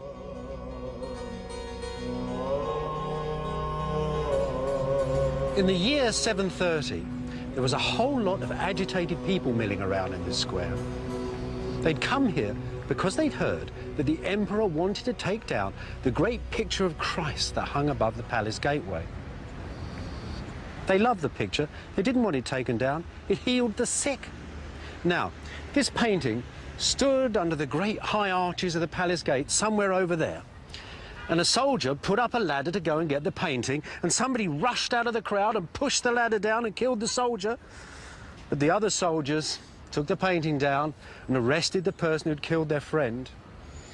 And they had her executed, and Saint Theodosia, the Virgin Martyr, became the first victim of iconoclasm. Iconoclasm, the cataclysm of the paintings, this movement that started in the palace of Byzantium to destroy all holy images.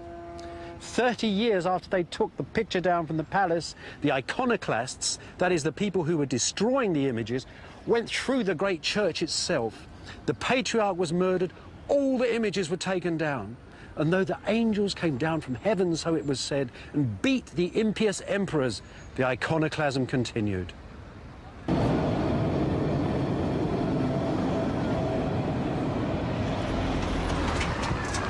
Glass mosaics were pounded into dust, books were ripped apart, wooden panel paintings chopped into pieces, and the blood of the holy images, so it was said, soaked the clothing of the iconoclasts.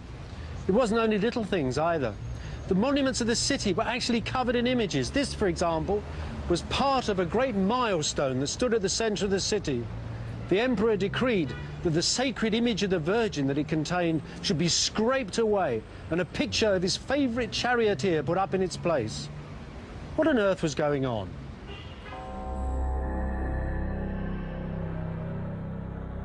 Once more, signs and symbols tell the story.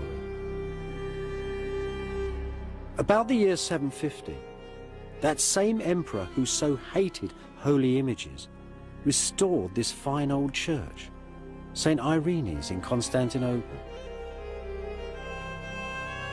The plain cross is the measure of the man, the pious emperor Constantine V, a single-minded soldier. Like other emperors and generals of the time, Constantine V believed the sacred pictures were evil in the sight of God. The church contains no other images. We move in a dangerous and mysterious age.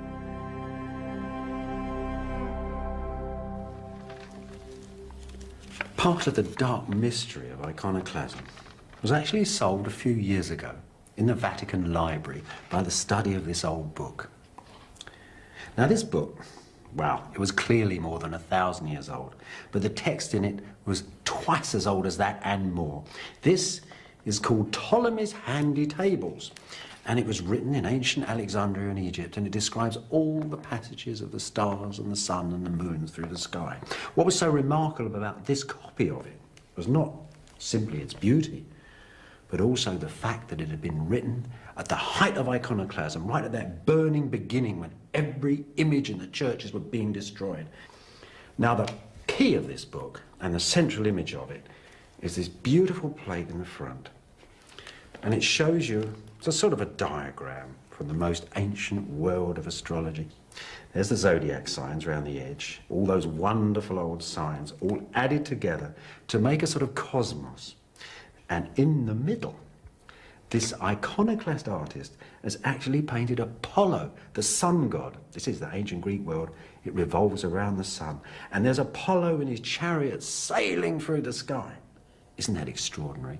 These pious emperors who think so deeply and so hard about Christianity put Apollo in his chariot at the center of the universe. Why didn't they have done that? The truth is, of course, this man is interested in these old pagan values. He's thinking of luck. Charioteers, his favourite charioteers, ran races and won them in the centre of Constantinople. The charioteers brought luck and victory to his city, and that's what these iconoclasts wanted. They wanted a pure Christianity, but they wanted that most ancient virtue, luck.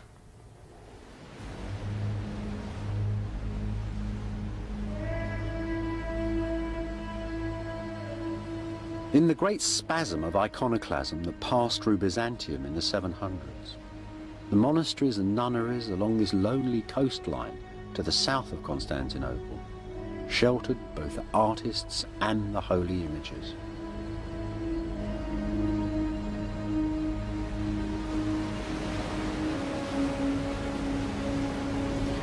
The battle for the icons ebbed and flowed throughout Byzantium like a summer storm. But you know, those pictures never really left the people. They were too much beloved. The monks really fought for them. The monks of the great imperial monasteries of Constantinople, the monks that lived here in this idyllic land along the coast of Marmara, they died for those pictures. There were icons too, even in the royal palace. The ordinary people liked them. The people in the royal family liked them. Constantine V's own son was married to a girl from Athens called Irene, who kept icons in the palace. Now, Irene was an interesting lady. She wanted the icons back. And when her son finally became emperor in his own right, she took him back to the room where he'd been born, a room of shining porphyry, and had him blinded and restored the pictures.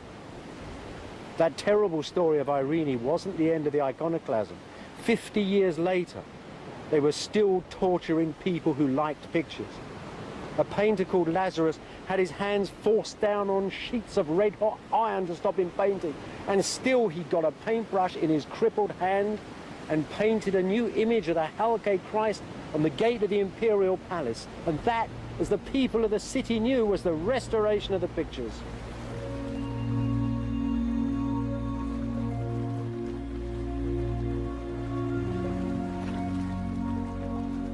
In the year 867, on the 29th of March, the Patriarch of Constantinople, one Photius, dedicated the first pictorial mosaic in the Church of St. Sophia, the great cathedral of Byzantium.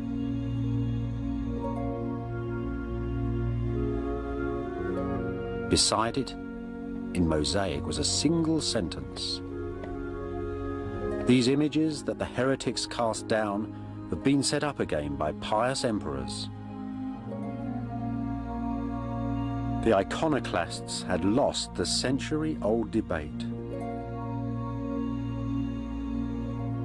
Even in her image, Photius tells us, the Virgin graces and delights.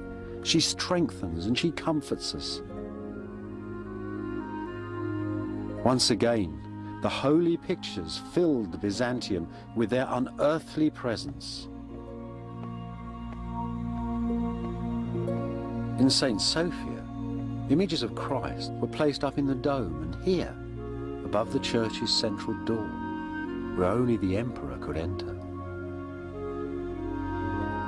Not the favourite Western image of a mortal Christ impaled in time upon a cross, but the old familiar figure from the palace gate, Christ of all time and of all places, Christ, Lord of the cosmos.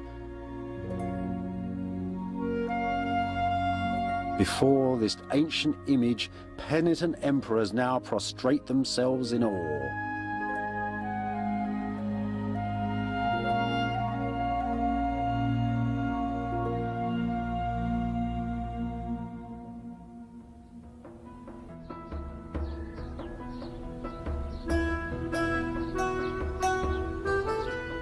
Not long ago, there was a better ending to this story. Here, in the ancient walled city of Nicaea, close to Constantinople. In the first years of Byzantium, the Christian creed had been written in this pretty little city, and approved here too, by the first council of the church. Over the following centuries, Nicaea had filled with little churches. One of them, a miniature St. Sophia, decorated with mosaics that celebrated the return of icons after the iconoclasm. Now, though, you can only see the glittering scenes in old photographs. The triumphant angels, the exquisite Madonna drawn over the shadow of the iconoclast's plain cross.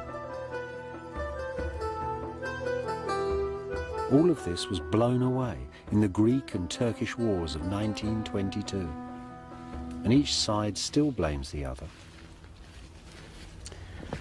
How is it that people can show such tremendous ferocity to such quiet beauty, such passive images? Well, I think it depends upon the way you look at pictures. You see, that Virgin that stood here in the nave of this church, like the one in St. Sophia, wasn't like a Western picture.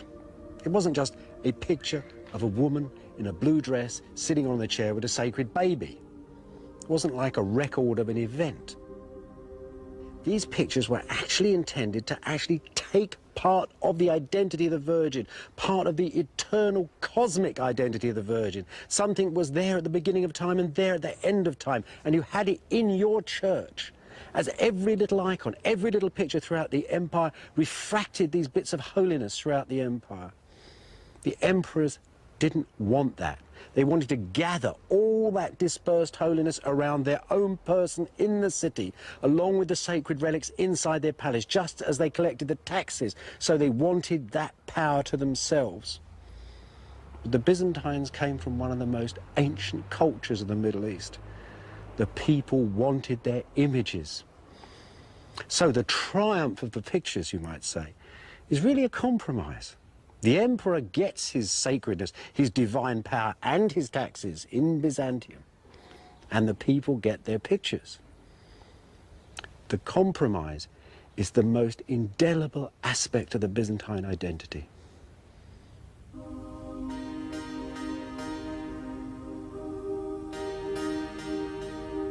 This is a picture of a procession carrying an icon, and it was made 6 centuries ago, in the last years of Byzantium.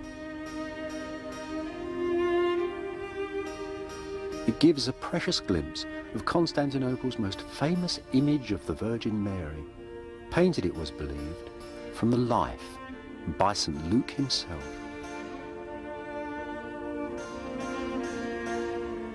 Underneath are some of those who centuries before had fought iconoclasm and found their way to paradise. Saint Theodosia, the Virgin Martyr, the abbots of the monasteries, the artists, they hold the pictures that they died for. Pictures painted with such passion and precision, such blazing colour, such quiet power.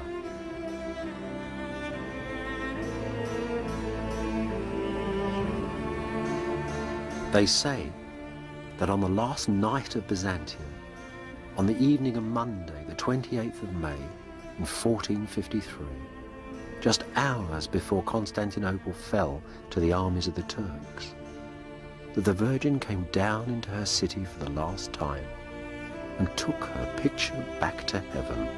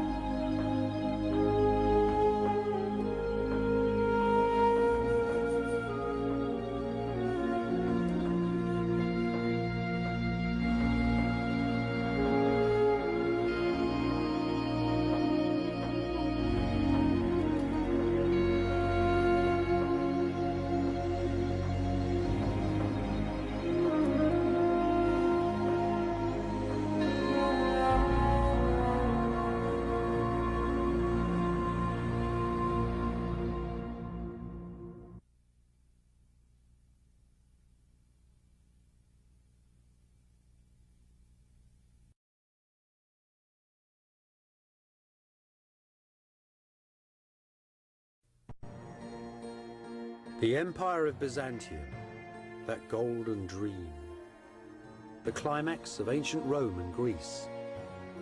One emperor, one single faith. A dream that lasted for 1,000 years, a dream shattered by the armies of the West.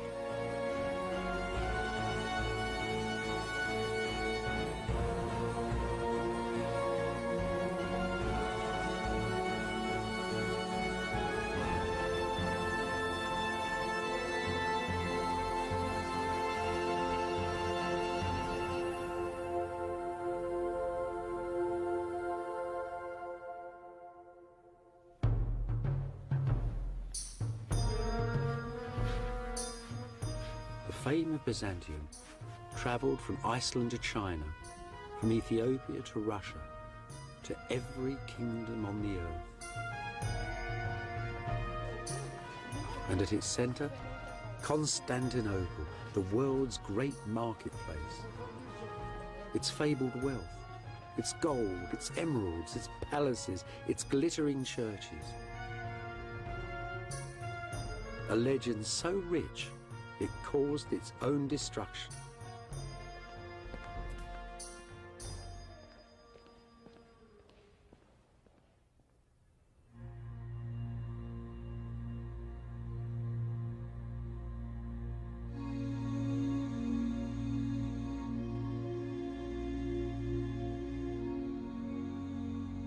Founded in the year 330, the Christian Empire of Byzantium had its centre here, in Istanbul, in modern Turkey. The Byzantines called this city Constantinople. 1,000 years ago, it was the richest city of them all, the eye of all the world. In the very centre, the ancient church of St. Sophia, converted now into a mosque. Here, the emperors of Byzantium met the King of Heaven, the lords of this world and the next, the centre of the Christian universe.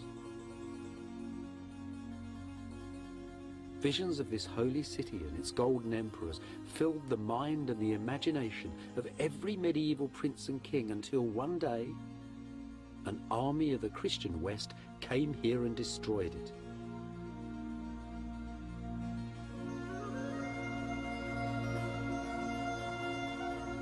Beside the church, above the sea, a shadowed park with 5 centuries of buildings in it, the Palace of Byzantium.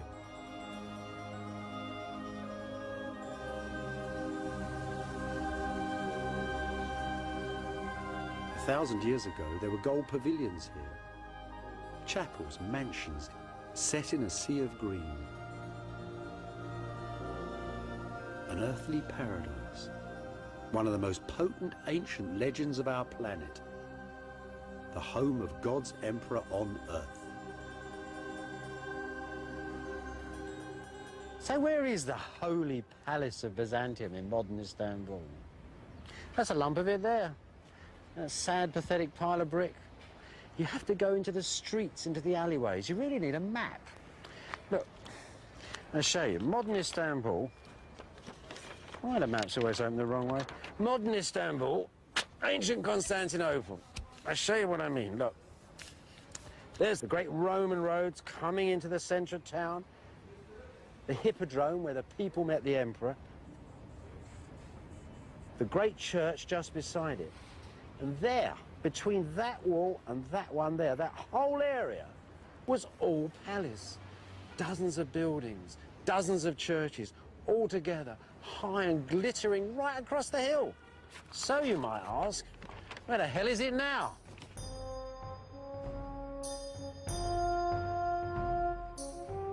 The Golden Palace is buried beneath old Istanbul. The little streets are haunted by its lost pavilions, by ghosts of ancient gardens, by the shadows of its courtiers and generals. The enormous curve of the imperial racetrack still stands though, a shattered wonder of the medieval world.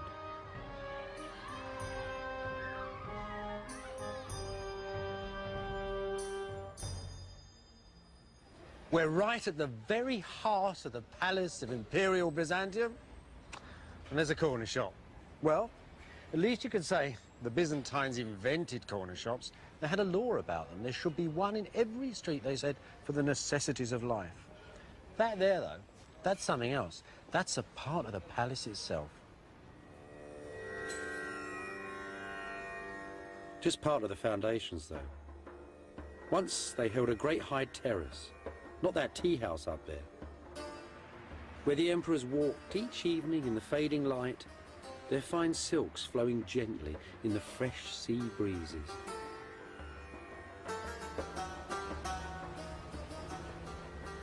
Constantinople was the greatest seaport in the medieval world. Arab, Russian, Viking and Italian boats once sailed along these walls. This is the ruin of an imperial pavilion, some 14 centuries old. The warm sea once splashed against these walls. Those are the doors through which the emperor once walked to board the royal yacht, the Greyhound.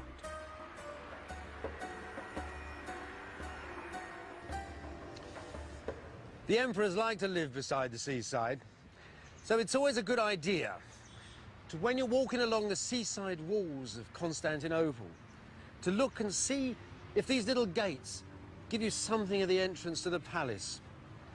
Some of them don't look much today, but they're very interesting. See this Greek text?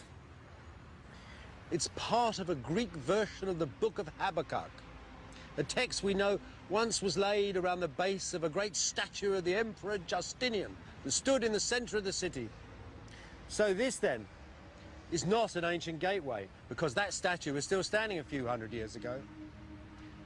Where on earth can we find the picture of the Palace of Byzantium?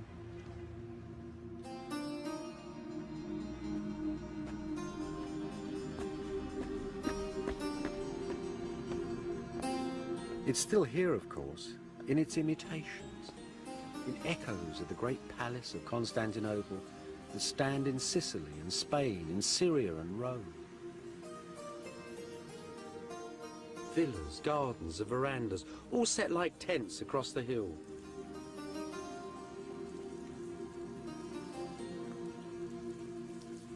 Scented courtyards, splashing fountains, a world that ordinary people never saw. Some of their very stones were plundered from the golden palace of Byzantium.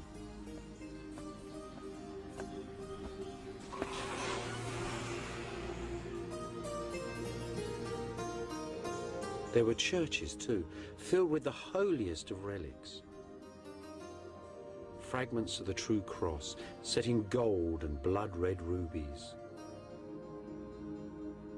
And great jeweled cups made for the emperor's own communion.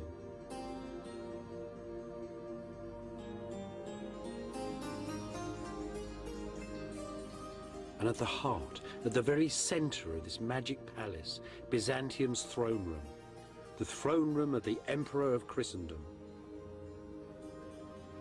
As you approach the imperial throne of Byzantium, you'd have felt as naked as a man on Judgment Day, utterly defenseless. The man who sat on that chair didn't rule by the will of God. He was the will of God on earth. He was God's instrument. He was divine providence personified. Some Byzantines believed that the end of world history would come when that man on that throne took his crown off and laid it on the rock of Calvary. It's probably the most total form of government the world has ever seen. You don't have, for example, participatory government in this. Who can participate in the will of God? You can only bow before it. You can't have morality or loyalty. You can't have good kings or bad kings, because who can know the workings of the will of this astonishing emperor? That is Byzantine politics.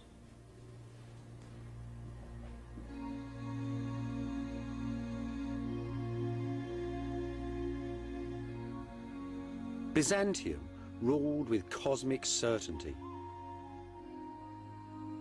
It didn't dominate its neighbours with vast armies, but with images of God and government, with bars of gold and promises of princesses in marriage and alliance, all dressed up in the silk robes of Byzantium. The Byzantines operated a kind of cultural imperialism, and at the centre of the show was Constantinople, the Golden Palace and its emperor, the rituals of its church and court.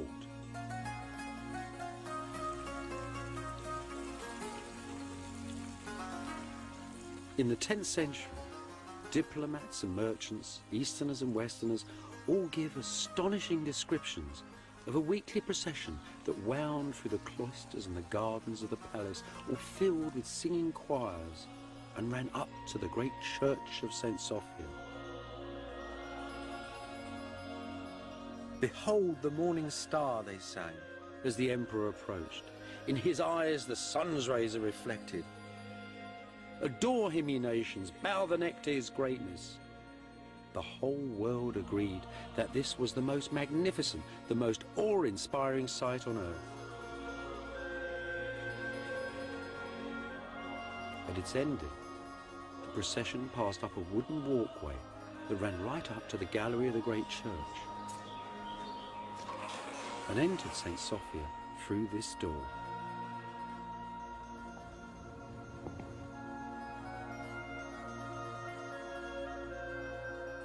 Here, high up in the gallery of St. Sophia, was the chapel of the emperors and the court.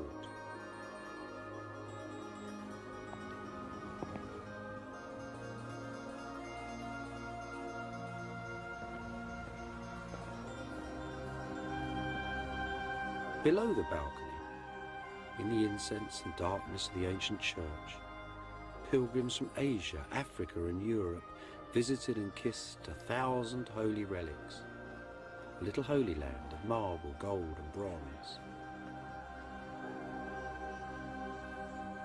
In this smaller private space above, the emperors held courtly services and were enrobed for the vast ceremonials that took place each week in the church below.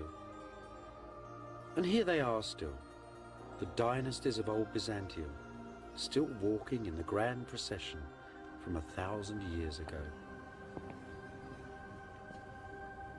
That's the Emperor John the Good up there, all decked out in his Sunday best and carrying a bag of gold for the church. He was a good king.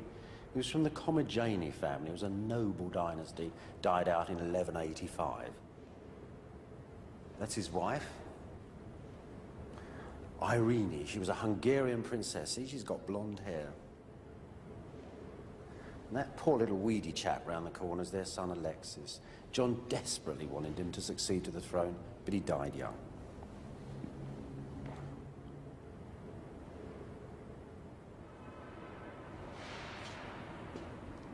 That person there is the most celebrated, most married monarch of the Macedonian dynasty, the Empress Zoe. Zoe ruled Byzantium in her own right in the 1050s.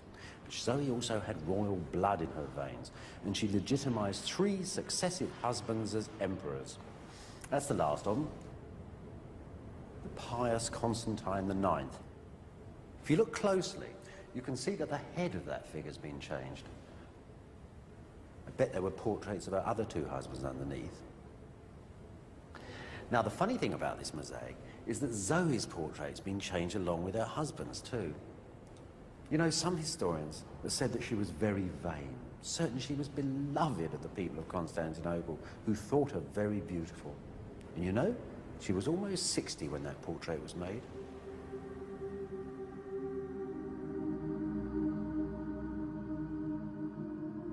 In the year 987, Russian ambassadors came south into the sun to see Byzantium. They told their prince, the ambitious Prince of Kiev, that they couldn't begin to describe the splendor of St. Sophia. They could only say that God dwelt here within it, and they were all baptized. Just as it intended, Byzantium had dominated its neighbours with pious splendour and magnificence. These Russians, though, were tough and warlike. Despite their newfound faith, they still hovered dangerously on Byzantium's northern borders.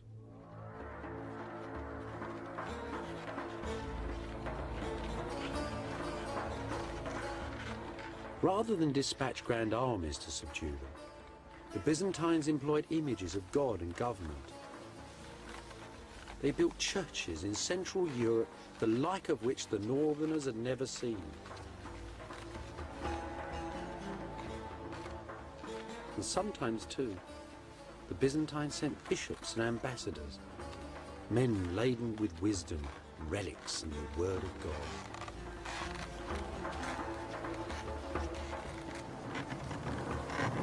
The Byzantines didn't like to travel north in the winter. The diplomats had to go sometimes with little bars of gold stamped with the emperor's name, wrapped in furs and stuffed under the sledge out of the way. The gold to bribe local chieftains to attack one another rather than to go and attack Constantinople. It was a terrifying journey. First of all, you went to a Byzantine border fort. There the governor tried to grab a few of the sons of the local princes to keep them under control. And then you set out across the icy wastes.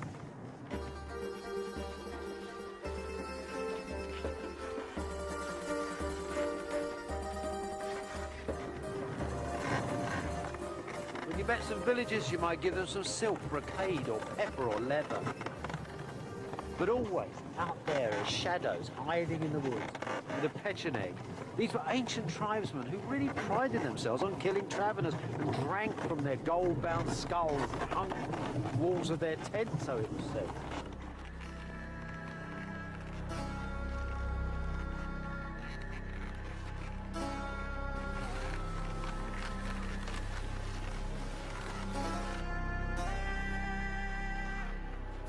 After months of travel, you'd arrive at the side of the frozen river Dnieper and look up at the great fortress of the ruler of Kiev, the prince of the Varangian Rus.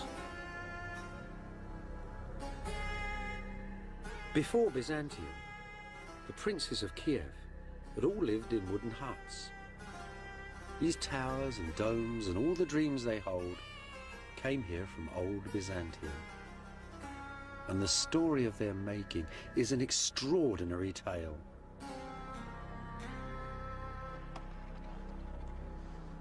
This little area here was once the centre of Kievan Rus, a little stockade just 600 yards across. Now you've got to think it's the year 988. There's Prince Vladimir, a Byzantine bishop, and a lot of Byzantine craftsmen are coming out here. It's just before dawn. It's very cold. And at a particular holy moment, after a prayer is said, they plant the position of the altar. And then, as the sun comes up and a shadow is cast across the snow, a nobleman called Simon, so tradition tells us, took off a golden belt and they measured out 20 golden belt lengths. And that would be the first church in Vladimir's kingdom. It's an astonishing moment in history. It's the old technology of Greece and Rome, 1,000 years after those empires are gone, going into parts of the world that they had never managed to conquer.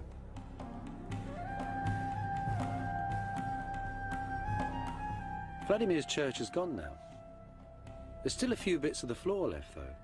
Some precious relics of a tremendous Byzantine achievement.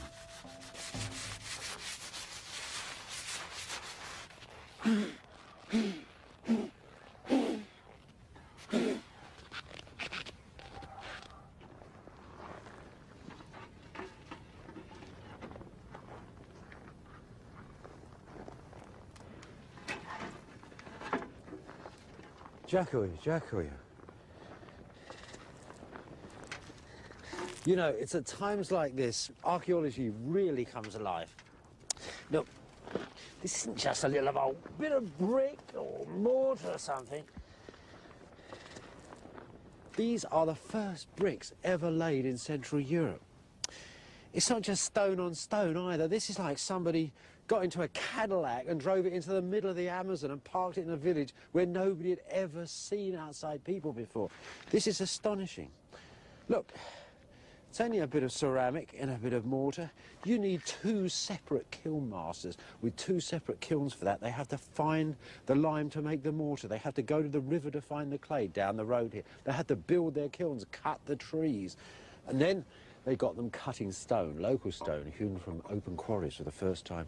The Russians didn't like working stone. There's an old Russian proverb. It is easier to teach an ill-tempered wife than it is to cut stone. But actually, their real problem was the weather. It was truly terrible. It was either freezing cold, and they complained bitterly that it was so difficult to lay bricks in fur-lined coats and mittens. And then when it thawed, this area was a mass of mud, and they had to devise incredibly elaborate wooden structures to hold the building up at all when they extended the foundations. So this is an extraordinary enterprise. How ingenious those people were coming from the south, how determined. It took them 8 years to get this place up.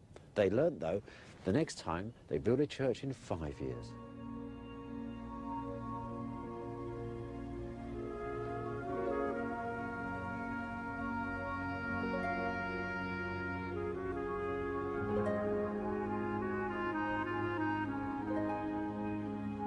This is the church they built, the Cathedral of St. Sophia of Kiev.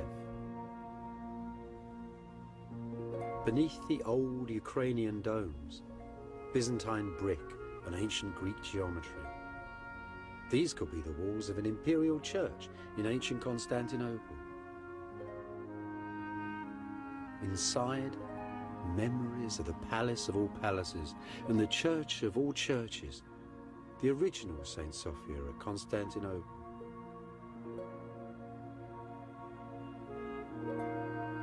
And gleaming mosaics too, made by Byzantine craftsmen sent here to work for Vladimir's son, Prince Yaroslav. Carefully preserved images of Jesus, Mary and the saints, images of government and holiness to pacify the north. The heavenly court of old Byzantium, floating high above the Prince of Kiev.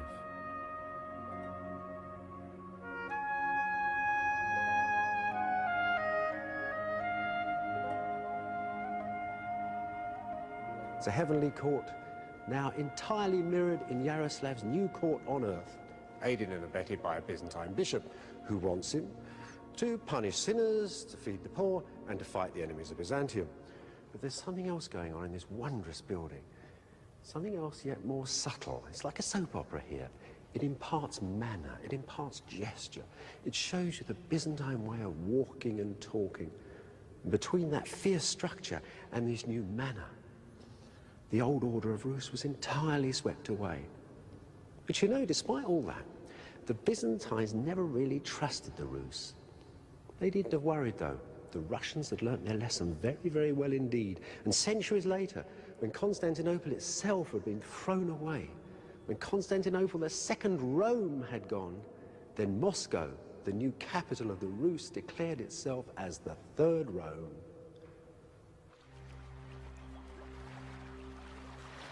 Just as the dangerous northern tribes passed under Byzantium's golden spell, so did its southern European neighbours, in Greece and Italy and the islands of the Mediterranean. Venice, that ancient little town set on the mud banks of a North Italian salt marsh, was the owner of a powerful fleet of warships, as much a menace to Constantinople as were the tribesmen of the north.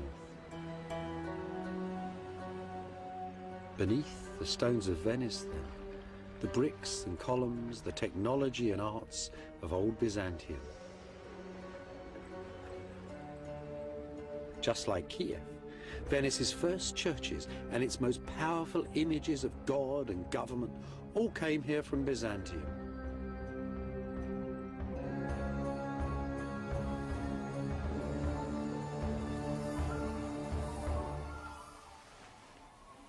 This was the old Venetians' single most powerful portrait of the face of God. The Pala d'Oro, made for the high altar of St. Mark's. It's a funny old thing, actually. It's cobbled up from all sorts of things. Gold strips, bits of jewellery, it's all there, like a magpie's nest. The single most beautiful things about this is these wonderful plaques of enamel. They're Byzantine imports. They were made in the imperial workshops in the year 1105, and they're probably copied from the decorations of a chapel in the imperial palace of Constantinople. That's Christ in the centre. All around him, and all in order, large to small, is laid out the court of heaven, just as Byzantium's foreign kings and princes decorated the emperor's court of Constantinople.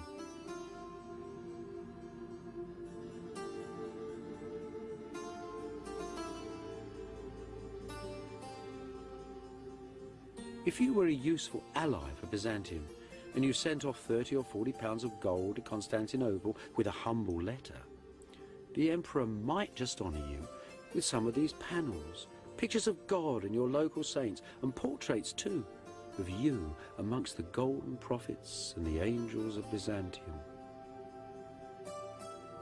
This was the power of Byzantium abroad, its prestige, its foreign policy. This little chap here is Ordolafo Fallia, the ruler, the Doge of Venice. He's the man who commissioned the greater part of the Pala d'Oro. Now this is where you can start to see something of that provincial envy of Byzantium starting to work. That envy that almost rose up and threatened to destroy the great imperial empire. Look, show you what I mean. There's the man, there's the Virgin Mary, and there you would expect the man's wife. But it isn't his wife. It is the Empress Irene of Byzantium. So what's going on here? Well, I think the Venetians have sort of rejigged it. So the dear old Doge of Venice, who by Constantinopolitan rights was a minor official on the edge of empire, suddenly popped up as, you know, married to the great empress. They've also, the Venetians, cunning devils, given him a halo. You see, they've soldered a whole new head on there. The Byzantines would never have sent a figure of a local ruler with a halo on, so he's sort of really bumped up in the holy hierarchy here. But there's one thing the Venetians missed, and this is quite funny, because rulers in the celestial universe wear red socks. The Virgin Mary has red socks, the Empress has red socks, all the kings on this have red socks. But poor old Ordolafio doesn't. So he isn't really at the top of Byzantium's holy hierarchy. You don't think that's important? Ordolafo would have done. Deep down, he knew that the great Byzantine God that ordered everything within this Christian universe had seen that dubious halo. Also, that this same God held the power of eternal life and death.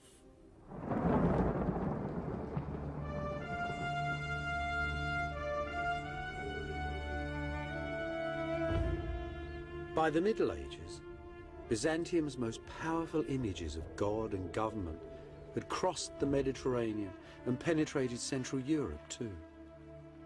And always, at the very heart of this Christian universe, was the golden emperor of Byzantium and the glittering city of Constantinople. What did that legendary city really look like?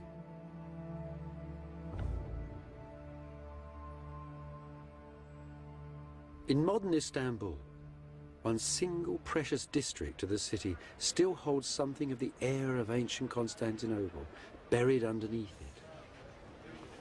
Part built from the stones of the city's ancient marketplaces, Istanbul's bazaars still stand in Byzantium's thin streets. That old electric mix of races and religions, trades and professions is still here as well, just as it was 1,000 years ago. Oh my God. What are they then, monsieur? Sangsue, Türkçe sülük. Sülük. Leeches. Legion. Yes, leeches. Leeches. So, clean your shoes, clean your blood. Doctor. Eczema. Eczema. Eczema. Romatizma. That's amazing. Old Yeah. Byzantine legions. Yes. It's good for everything, right? Yes.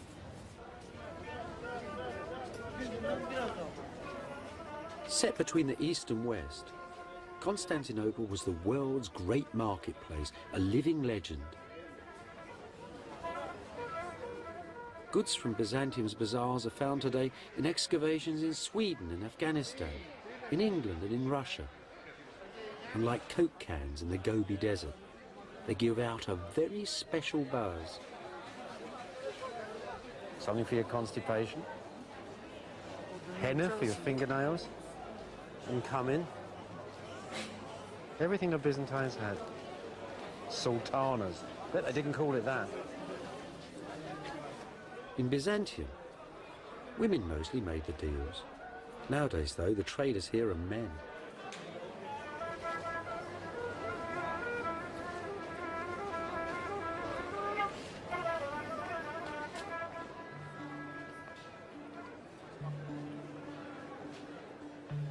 Baltic amber, African gold and ivory,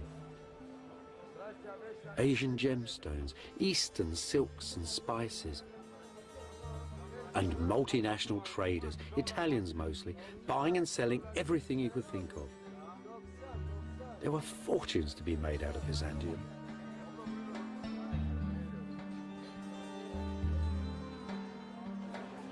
You know, the weavers, the great silk bazaars of Byzantium have been famous for centuries upon centuries.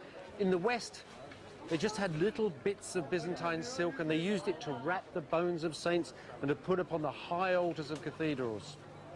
So you can imagine that when a Western diplomat came here about 950 AD and actually bought 2 whole rolls of silk for his own clothes, and he was very pleased with himself. But when the bishop got to the borders, the Byzantine customs, took the cloth away from him. They said that even great Bishop Luidprand of Cremona, embassy of the King of Germany, wasn't grand enough to wear this fine fabric. You know, the Byzantines had a knack of making great kings feel like little lads from the country. The old bazaars had ancient wisdom up for sale as well. In Byzantium's book market, the best part of the learning of the ancient world was copied out by publishers and merchants. And here it is still today, the oldest bookstore in the world. You know, this is an amazing place. Just think, 600 years ago, there was a very famous Arab travel writer, and he was coming through here, rummaging about in the bazaar looking for books. Ibn Battuta, he was called. Anyway, there he was, rummaging around. There would have been more people here then, lots of scribes actually writing them. And a Byzantine magistrate who was walking through the square recognised him. And the old two men got together, the Arab and the Christian, and they sat down and they talked about writing books. They talked about travel and the joys of scholarship. Westerners really loved the book bazaar in Byzantium. They could find things there that were real legends. Magical lost works like this, for example.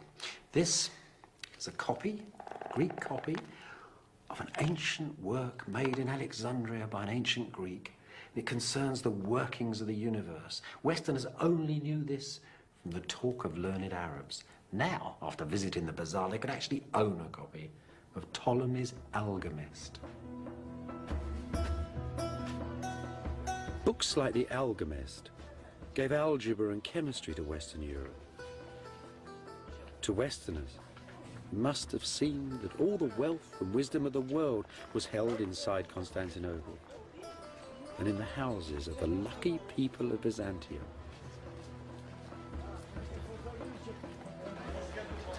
The Byzantines lived in a very face-to-face community. It was a very tight, enclosed world. They were incredibly superstitious. always looking for signs as they looked at each other, things that might change the meaning of their relationships with one another. The angle of a man's shoulders could tell you if he was having an affair. If you had a dream that you'd put on a pair of shoes and weren't going anywhere, it meant you might be getting married. You could nod at a woman and it meant that you would be having an affair with her very shortly. Superstitions everywhere. They divine the future by listening to thunder, but above all, they love charms and trinkets, things you can buy in bazaars, glittering treasures. And that is the greatest charm of all. It's been around for thousands of years before Byzantium, and it'll go on for 1,000 years beyond us all. It's a charm against the evil eye. The evil eye, of course, is envy. That thing that's so destructive inside small communities, and so destructive for Constantinople, too. Constantinople was called the eye of all the world. Everybody envied its gold and silk and pretty princesses.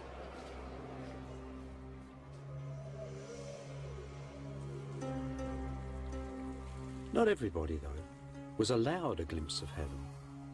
Poor old Bishop Luitprand of Cremona, who'd come to Constantinople for silks and for a Byzantine princess for his prince, hadn't got either of them. The Byzantines had lectured him upon the gross behaviour of his prince and sniffed at the very idea of sending an imperial princess to such a barbarous and distant kingdom.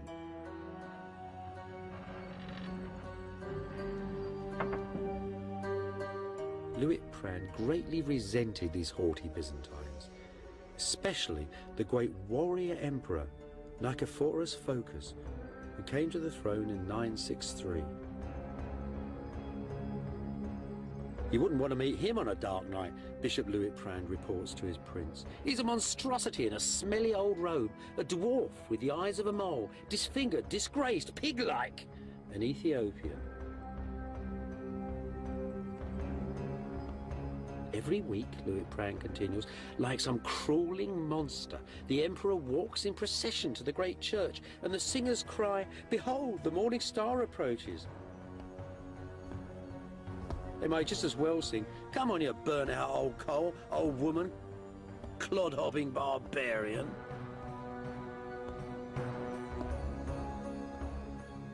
As Western diplomats like Luitprand reported on the weakness of the emperors and on the 1,000 years of treasure in their city, so Western Europe's princes grew ever stronger, ever more powerful, and ever more envious of Byzantium.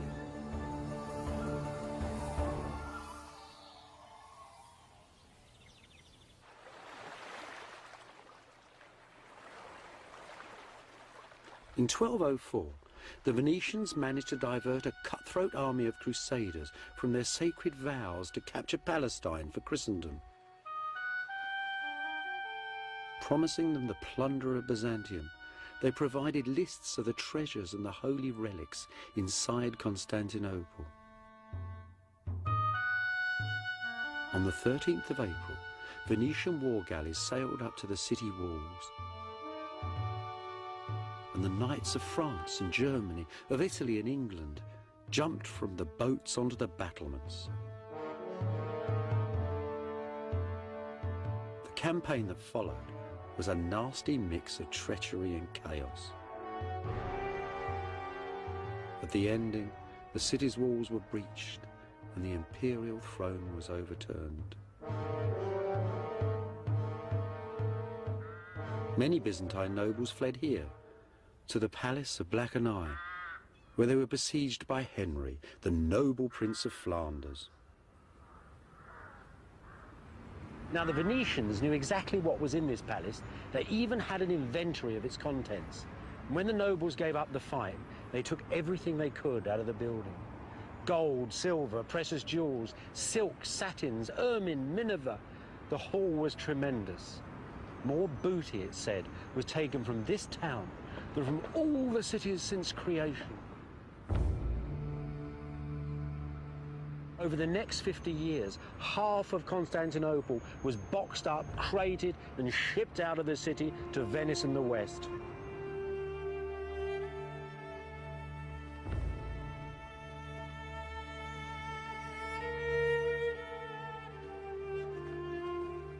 At the very heart of Venice, between the State Palace and St. Mark's, the old state church, is the city's ancient treasury. And the root of that treasure was the plunder of Byzantium.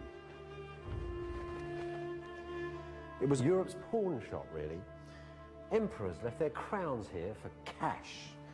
The King of France actually bought the crown of thorns from this room.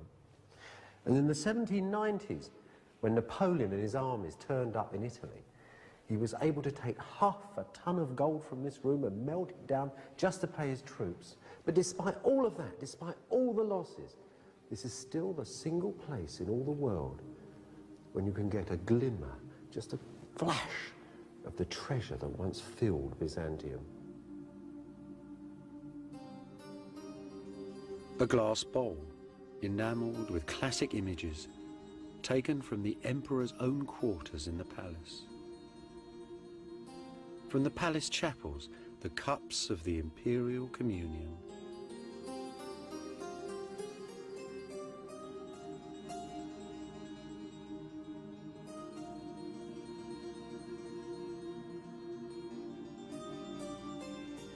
A golden icon of St. Michael, studded with Indian emeralds.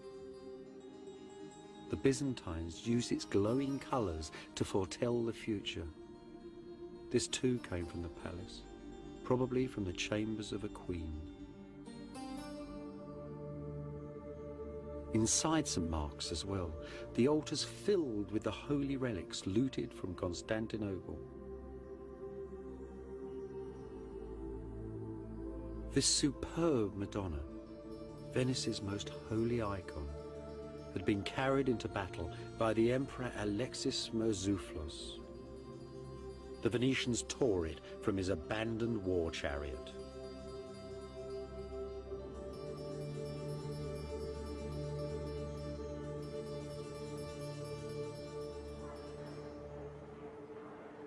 It's not just the inside of St. Mark's that's filled with the plunder of Byzantium.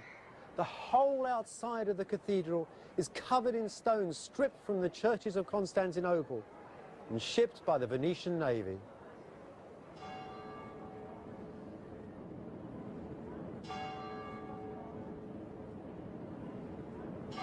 A great new balcony was built from the stones of old Byzantium, and 4 bronze horses, said to have come from the very heart of Constantinople, were set up high upon it.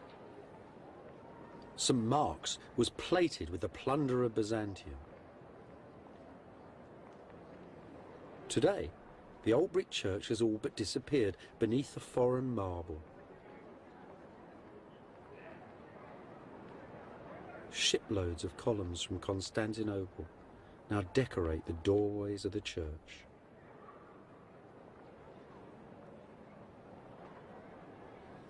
These beautiful square pillars from an ancient church that had stood on the main highway of Constantinople were used as gallows. The Venetians hung criminals from them. Other fragments of this lost masterpiece once stood in crusader chapels from Spain to Austria. This is an interesting piece. It has an amazing history. You see, when the Venetians first took the sculpture from the boat, they found that one of the feet had been broken off. So they made a new foot out of a lighter, whiter stone. You see that? Now, just a few years ago in Istanbul, a Turkish archaeologist actually dug up the original foot. So now we know where this sculpture came from. It came from a monument of Constantine the Great, the first king of Byzantium, and those were his 4 sons. Think of that. We have bits and pieces here from all ages, all styles. This stone is from Egypt, others are from Syria, from Greece. All that style, that richness that went into Byzantium then has gone to make the city of Venice itself.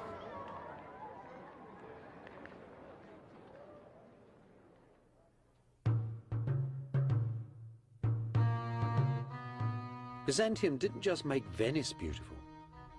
All the courts of Western Europe now held the plunder of Constantinople.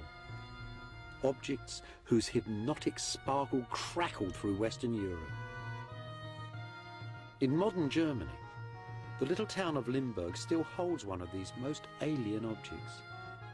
A piece of the cross on which Christ was crucified, transformed by a Byzantine into one of the world's great jewels, and then carried off to Germany by Heinrich von Ullmann, a crusading knight.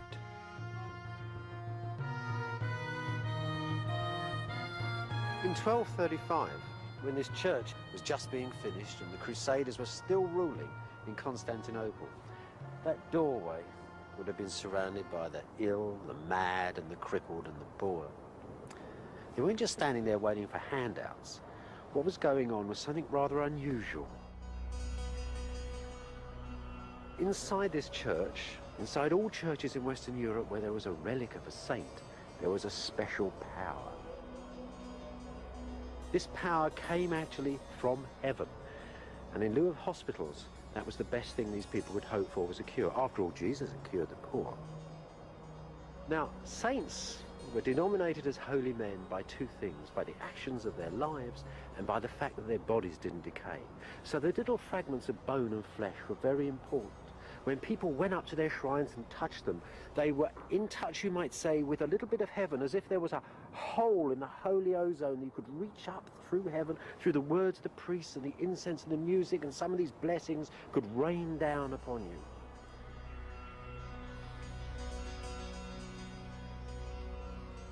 The relics of Byzantium, though, weren't relics of local saints. They'd been brought from the Holy Land. They were the personal possessions, some of the very things that Jesus and Mary had touched, and they were never used to cure the poor. These holy things were held in the imperial churches and in the palaces of Byzantium. In that extraordinary world halfway between earth and heaven, they confirmed the divine role of the emperor on earth. By stealing these powerful objects from Constantinople, the pious kings of Western Europe had gained a confidence they'd never had before. This then, that taking of the relics, was the taking of the holiness of the divine right of kings, the beginning of Western Europe, of Eurocentricity, and almost, you might say, of the modern world.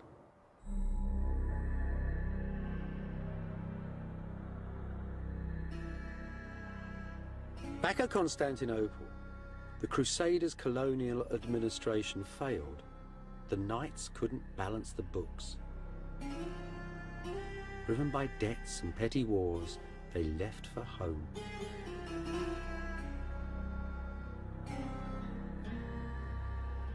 On August the 15th, in the year 1260, a new emperor, Michael VIII, walked in solemn procession through the ancient gates, dressed in the imperial robes of silk and gold, with his choirs, his soldiers, and all his priests. Safe inside, he addressed the adoring people of the city, who'd laboured under foreign rule for 50 years and now celebrated the return of Christ's true emperor to the very centre of the earth. A while ago, God was angry with us and made the west into a great wind that blew us from our city, and we lived like the birds beneath the branches of a tree. But just as he'd promised Abraham the promised land, just as he granted my ancestors eternal victory, so he has given me back the sacred city. Michael might have thought that God had put Byzantium back into the centre of the cosmos. The truth was, the Crusaders had wrecked Constantinople, plundered it, broken it, destroyed it, and the emperor's return to great power politics was suicidal.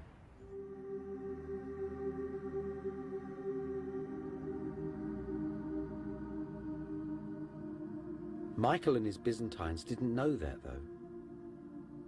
As Michael said, they thought that God had restored the cosmic balance, that the golden dream was up and running as before. In the imperial chapel, in the gallery of St. Sophia, their artists made a celebratory mosaic for the emperor's return. Jesus, Mary, and St. John the Baptist.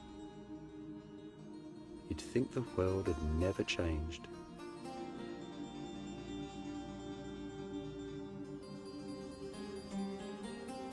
Just 20 feet away, The stone is said to mark the grave of the Venetian who led the Western armies to Constantinople. Enricus Dandolo, the man who broke Byzantium. His bones, they said, were thrown out the window into the street, and even the dogs wouldn't eat them. The great mosaic, though, humane, transcendent, optimistic, is the finest single work of all Byzantium's mosaic masters. See how it takes the light. The court of heaven shimmers in the church.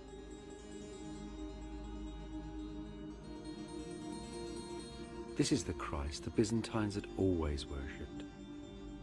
Not a Western Christ upon a cross impaled in dismal earthly history, but the old Eastern Christ, Christ of all times and of all places, Christ of the palace, Christ of Kiev and of Venice, Christ, Lord of Byzantium. The same Christ, too, whose relics and whose images now filled the churches and imagination of the West. The Christ whose soft, impassive face would watch his Eastern Empire gently fade away.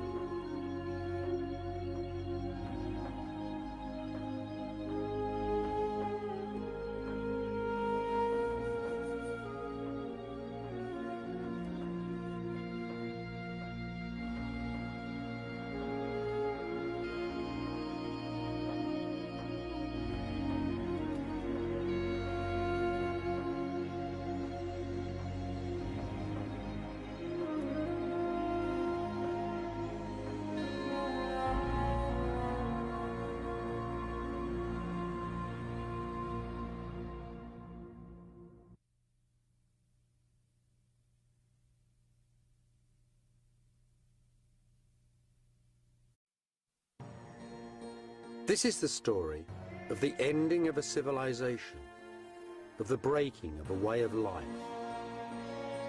the story of a nation facing extinction, and of the choices that its people made. The story of the ending of the Empire of Byzantium and of the beginnings of the modern world.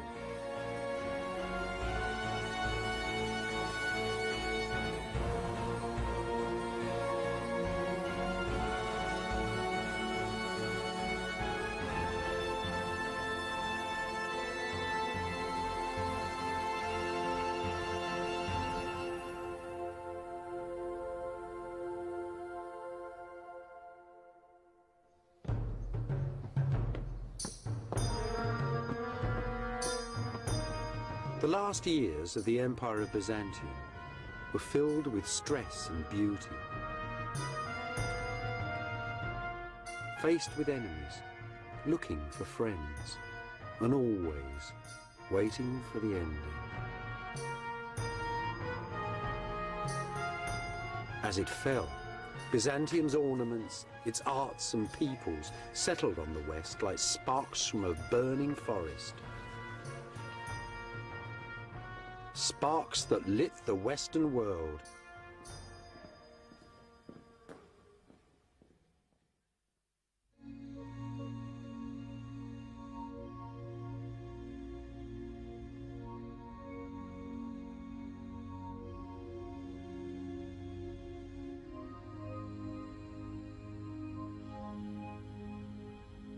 I'm standing high above the Golden Horn in Istanbul, in modern Turkey.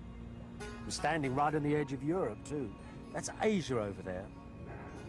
Now, 800 years ago, from here to the Great Blue Sea was the most famous palace in the world. Its wealth, its beauty, its sacredness was the envy of people from Iceland to China.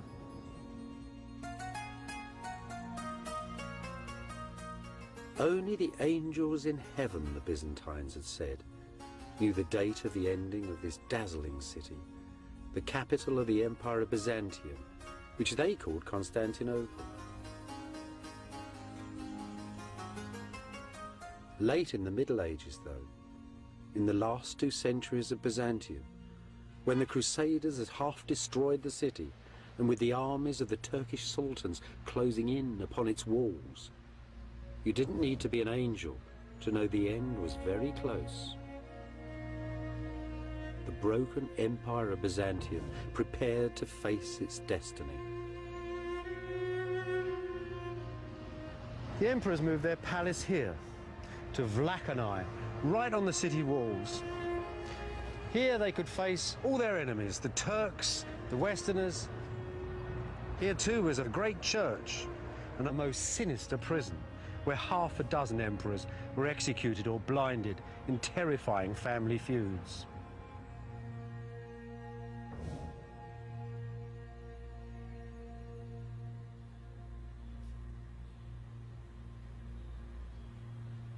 Just like the emperors, Jesus, Mary and all the saints had also moved out onto the city walls. This is the great monastery church of St. Saviour in Cora, St. Saviour in the fields. In the last centuries of Byzantium, the city's greatest icons were in this church, waiting to be paraded round the walls in times of siege.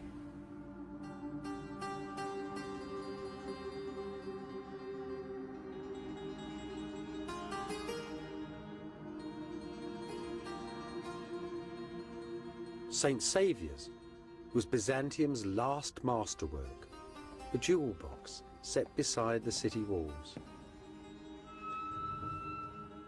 Inside these little city churches, many people found their individual answers to the most terrible dilemma that any culture has to face: the threat of annihilation, of the death of a nation.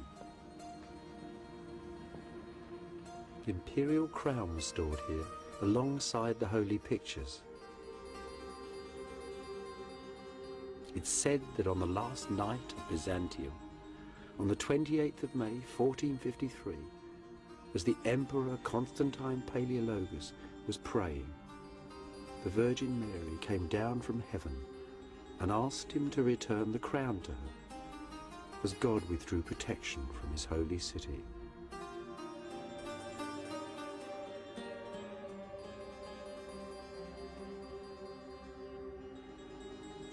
Above the door in shining gold, an image of the church's greatest benefactor, Theodore Metachites, Prime Minister and High Chancellor of Byzantium.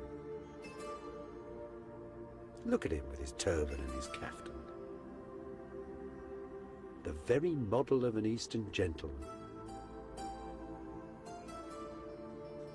Yet Theodore and the Byzantines were a very ancient people, the living remnants of the world of Greece and Rome.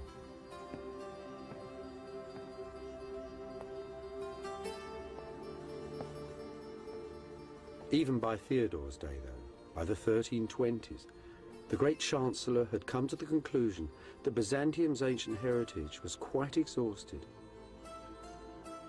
that all one really had to do was to wait and pray and silently endure. His church is a meditation on eternity.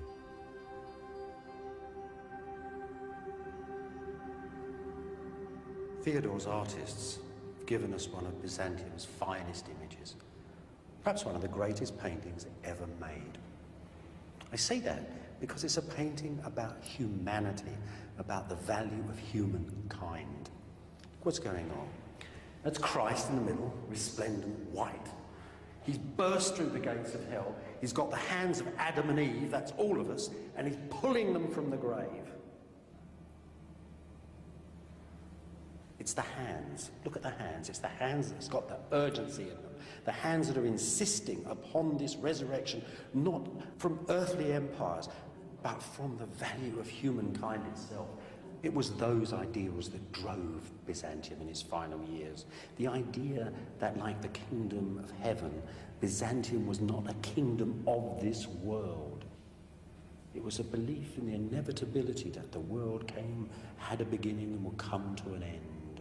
So when the emperor went onto the walls and took with him the most ancient icons of his faith and knew that he would die, he also knew that he was right.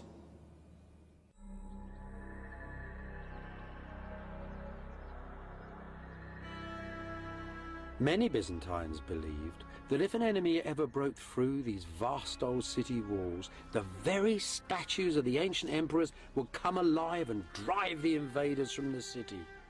For them, Constantinople was a sacred city, the center of the world, inviolable. Yet they too could see the Turkish armies drawing ever closer and their ancient city descending into ruin.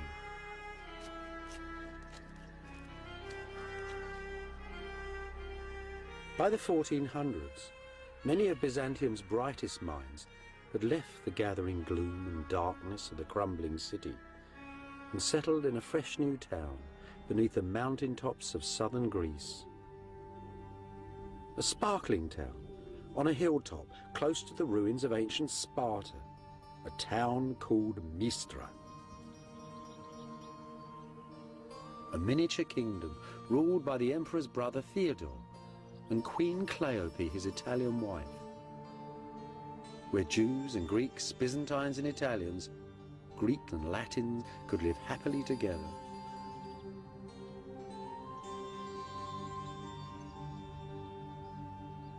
One of the lovely things about Mistra is how small it is, how tiny, how human. Everything here is democratic. As you walk down the street, you'd have bumped into everybody.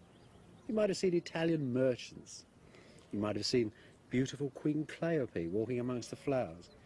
And you might have seen the retired Emperor John, here to visit his family, now a monk buzzing busily from church to church.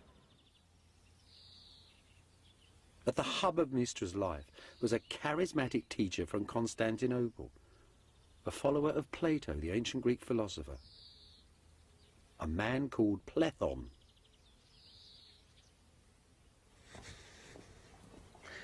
In Plethon's time, Mistra was already famous. It was a little paradise, they said. The men were handsome, the women were beautiful, and the stones were from ancient Sparta itself. But everybody knew that they were doomed.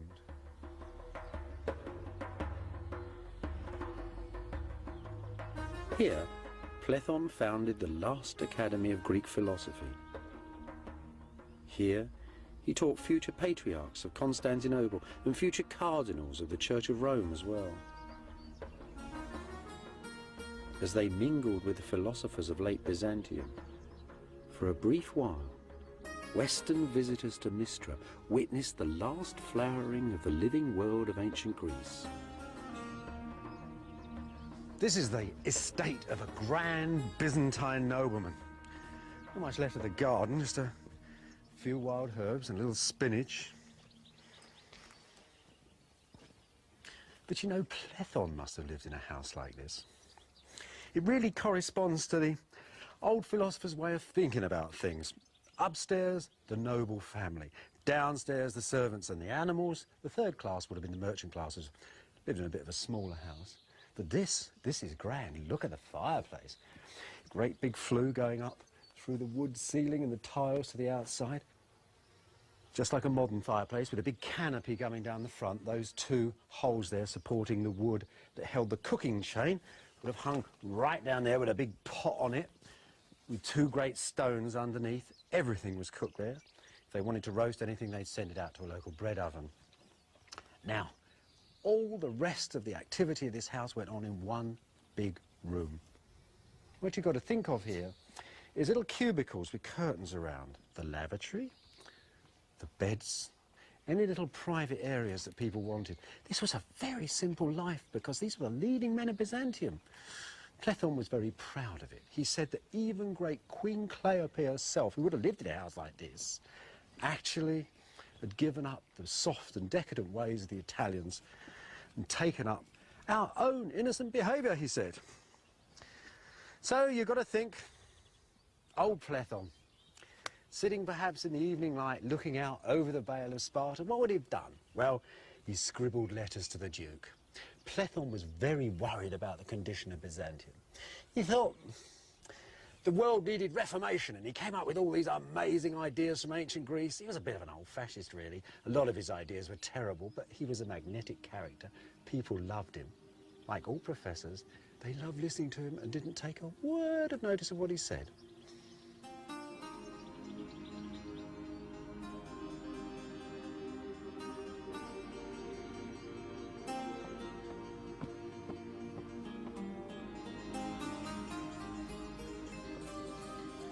At the heart of Mistra was the court. And at the heart of the court, this little pretty church, named after the great old court church of Constantinople, St. Sophia.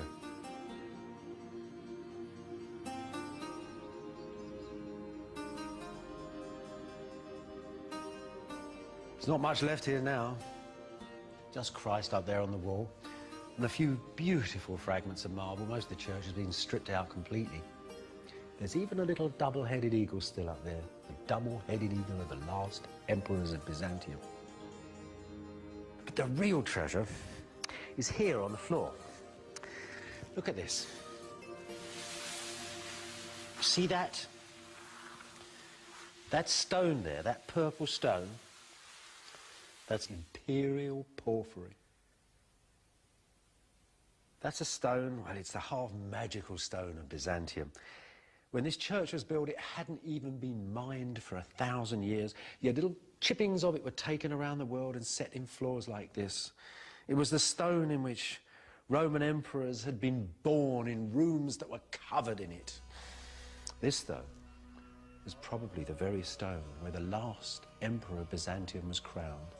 Constantine Palaeologus, the last ruler of Mistra, was crowned here on the 6th of January, 1449. 3 years later, he died fighting on the walls of Constantinople as the Turks took the city.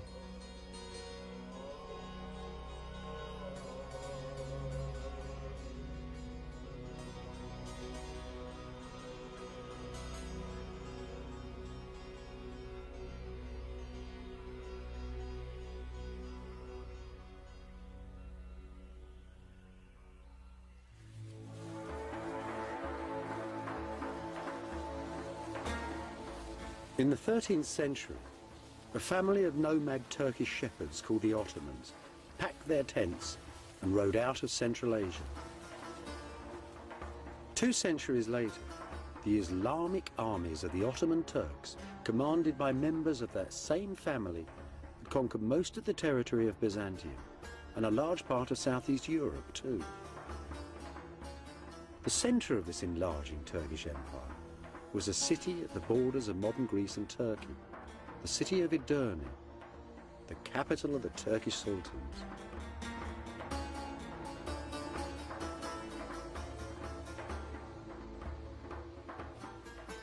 In those days, Edirne was a hectic international city, the city of great mosques, hospitals, concert halls, munitions works, and grand bazaars.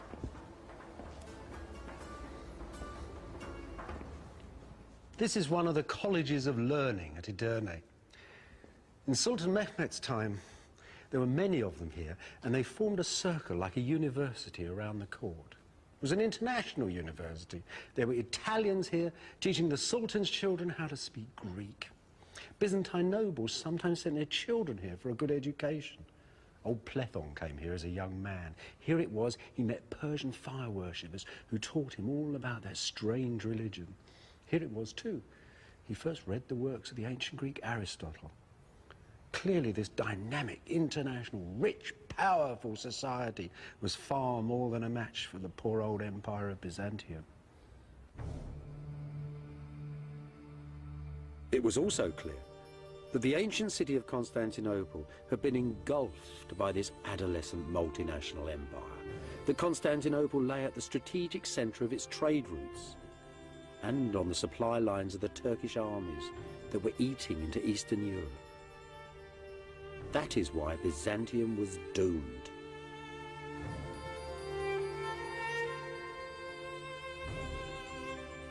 In 1438, the Emperor John VIII sailed out of Constantinople in a last attempt to beg aid from the reluctant West in his struggle with the Turks. After 77 days at sea, the imperial convoy arrived at the friendly port of Venice.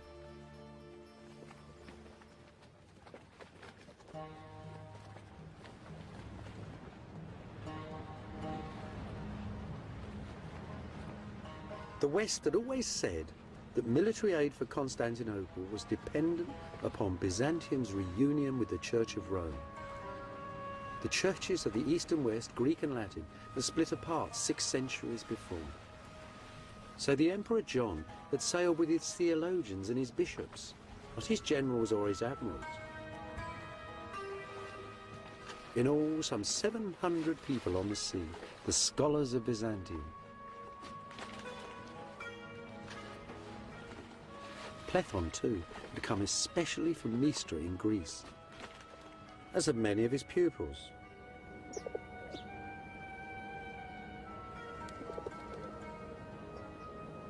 The most extraordinary thing about this gathering, that there were bishops and priests from all the cities of the ancient East, all the cities founded by Greece and Rome, the cities of Alexander the Great, the cities of the 7 wonders of the world, all had their representatives at the council, all at once and all together. It was as if the old world had come to meet the new. But there was plague abroad in northern Italy. 2 Byzantine bishops perished in the first weeks of negotiations.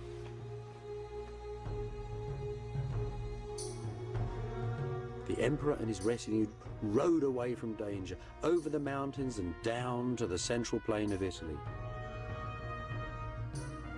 Here, perhaps, at Florence, they might forge that union with the West that Byzantium so desperately needed.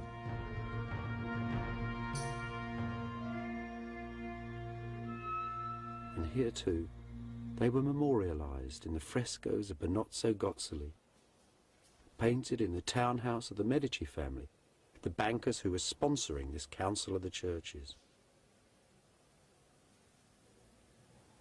That's John VIII, John Palaeologus from Mystra, Emperor of Byzantium, come to the West to seek aid. He'd ruled 12 years at this point. When he got here, the Florentines, those dedicated followers of fashion, thought he was a knockout. They had never seen turbans like that or crowns like that. The jewelers liked it. The Florentine weavers liked it. The painters liked it. This was a man whose dress and demeanour influenced fashion here almost for a century. They didn't like him much, though. They thought all the Greeks were haughty, sarcastic people who seemed to be laughing at jokes that they wouldn't share with the Florentines. Didn't like them at all, really. What they were experiencing, actually, was a typical Greek thing. It was the full force of the divine right of kings. See, in the West, that had rather diminished. The West that had pinched the idea of the emperor had now taken to electing Western emperors. They were confirmed by popes. There was common law, power in the West that seeped down and down and down away from the man who now was like only at the top of a vast pyramid of power. In Byzantium, everything resided in the one man. Now, in the West, and here it is, out for a stroll in the country, Cosimo and the other 700 Medici, all on their horses. This is entirely reversed. I mean, here you've got a man who is a banker, a politician, a multinational businessman, you might say. The West was entirely different.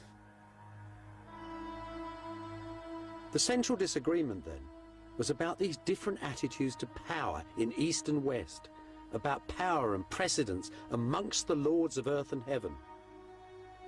Most of the Byzantines, though, were insulted at the very idea of arguing about God, whose majesty and dignity was beyond all human understanding.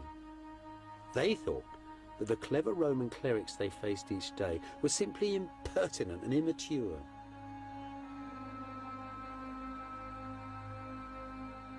After a year of recrimination and debate, the Emperor John, still desperate for military aid, simply ordered his delegation to agree to most of the West's arguments.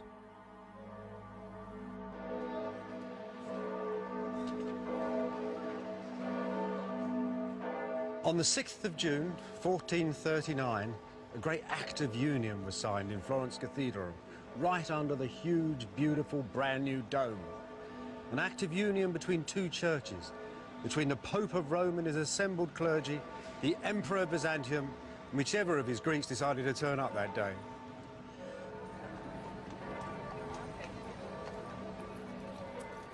The real buzz in Florence, though, wasn't in the great cathedral, it was in the streets.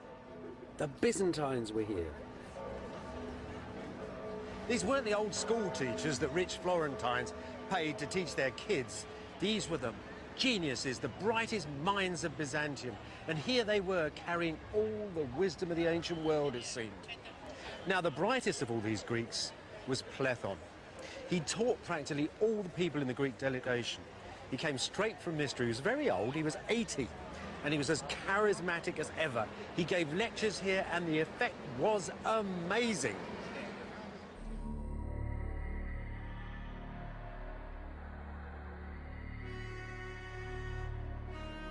Back at Constantinople, though, the union with Rome caused riots. Italian priests were insulted in the city's churches, and Western Europe sent no aid. Disillusioned, disappointed, the Emperor John died a few years later and was buried here in the monastery of Christ Pantocrator, Christ, Lord of earth and heaven. And at this same monastery, Gennadius the theologian preached that the union with Rome would bring down the wrath of God upon Byzantium.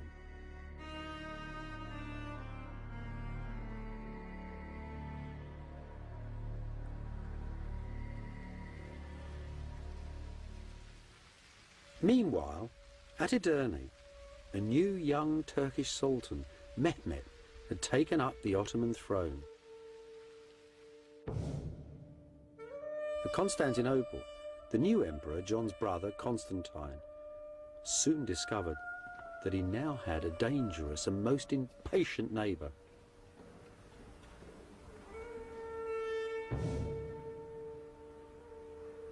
In April 1452, there was a huge row at the court of Sultan Mehmet II.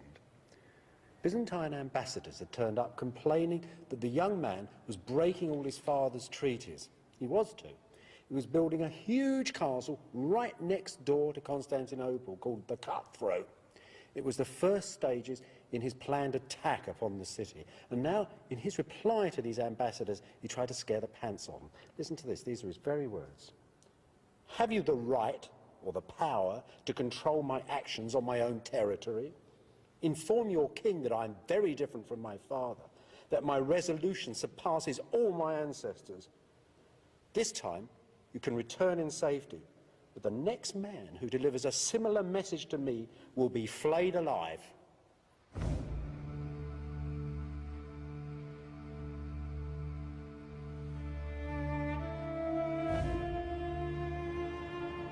Back in Constantinople, the new emperor, Constantine XI, reluctantly composed his reply. "It is clear," he said to the Sultan, "that you desire war more than peace. So let that be your desire. I release you from all your oaths and treaties with me, and in closing the gates of my city, I tell you I will defend my people to the last drop of blood." The Turkish mosques in Byzantium were shut. The Turkish troops who were sightseeing in the city were thrown out the gates. Byzantium was at war.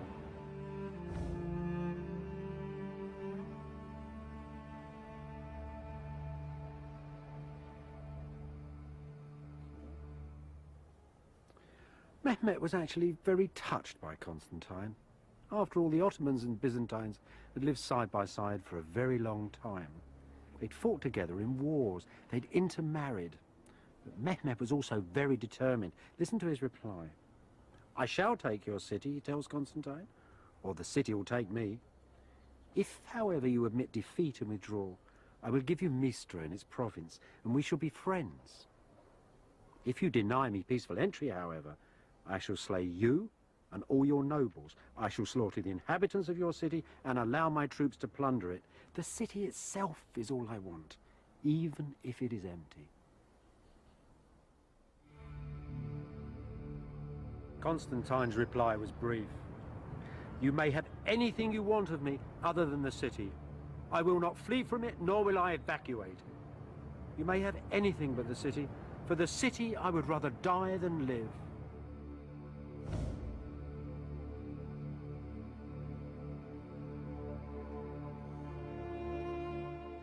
On the evening of the 28th, the Sultan Mehmet addressed his armies standing assembled outside the city walls.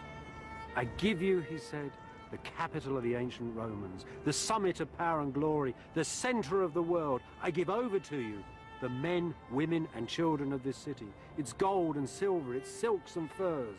All I want are the buildings and the walls." It really was the standard offer of a medieval commander to his troops before the final assault. And they roared in agreement. "There is but one God," they said, "and Muhammad is his prophet."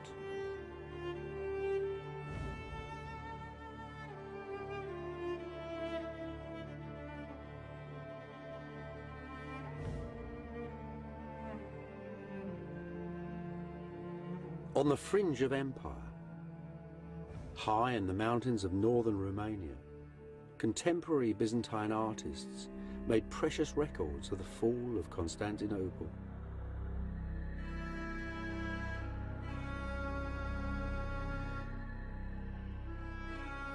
Here's the Turkish armies, waiting for Mehmet to order the final assault upon the city.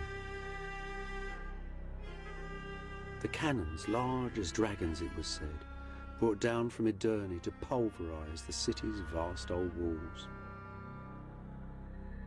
The Turkish navy, fighting all along the Golden Horn, forcing the tiny armies of the Byzantines to fight on two fronts at once. On the city walls, the Byzantines parade the holy icon of the Virgin, the city's sacred shield, just as they had done for 1,000 years and more. Every hole, each crack and weakness in the ancient walls are strengthened by the prayers of priests, the women and the children. There's the emperor, ordering the walls repair with rocks and stones, and the empress too with her ladies. Here though, the artist is in error. There was no queen. Constantine XI, Constantine of Mistra, was childless and a widower. The last emperor would leave no heir.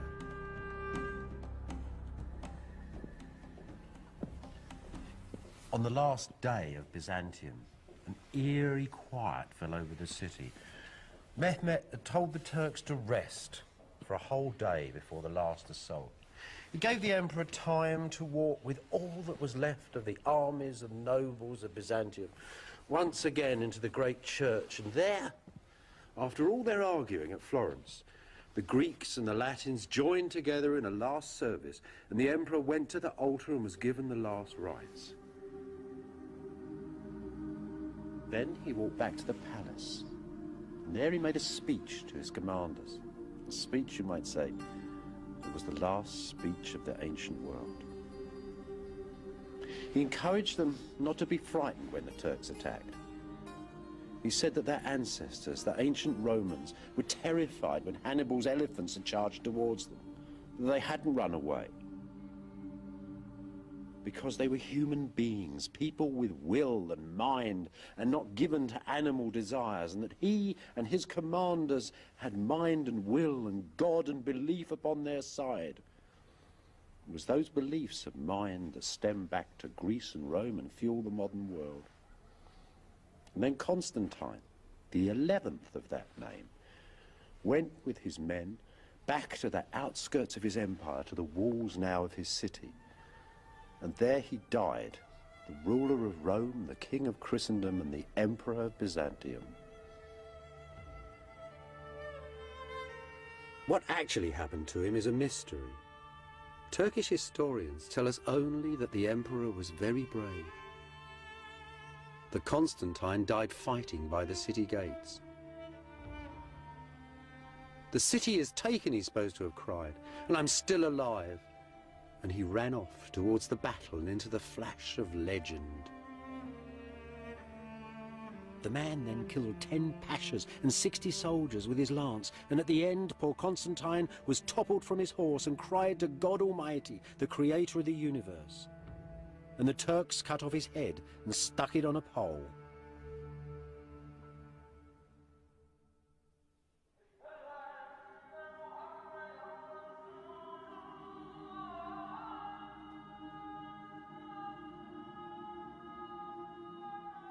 As he rode through the streets of Constantinople on the first day of the Turkish conquest, Sultan Mehmet found whole districts of the sacred city derelict and abandoned, saw hovels and graveyards built amongst the ruins of its legendary palaces.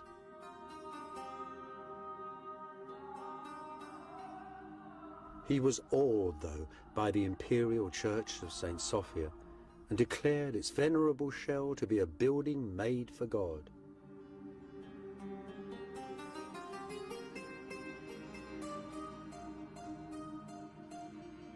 So the church of St. Sophia, the church of the divine wisdom, was converted to the mosque of Hagia Sophia, the mosque of the divine wisdom.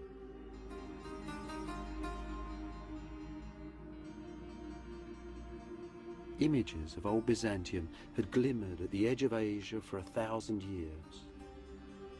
Now new ghosts, new legends and new peoples came to haunt its fabled stones. Legend tells that Mehmet rode into St. Sophia on his war horse and placed his finger in this magic column and spun the church around to face Mecca for the call to prayer.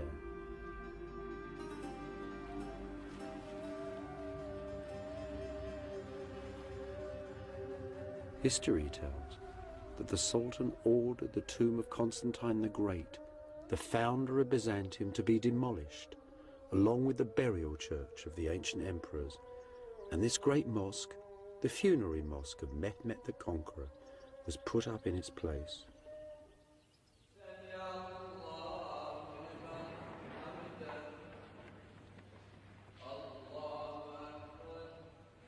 Yet Mehmet, a humane and sympathetic man, still wondered at this ancient ruined city and its unyielding inhabitants.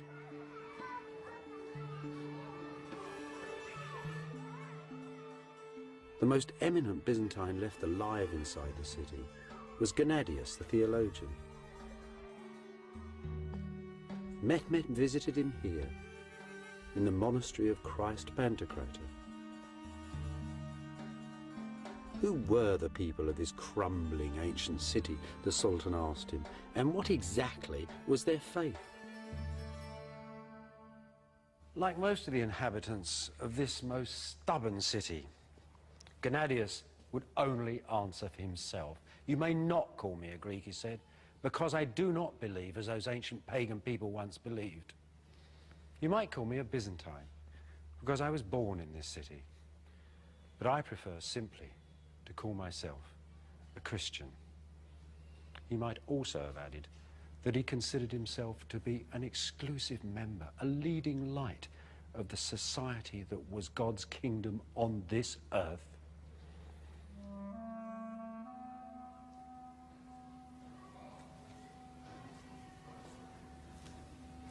Mehmet was pleased enough with the old boy's answer to give the penniless church a bag of gold, make Gennadius its leader, to give him a white mule, and to give him authority too over all the Christians of his empire.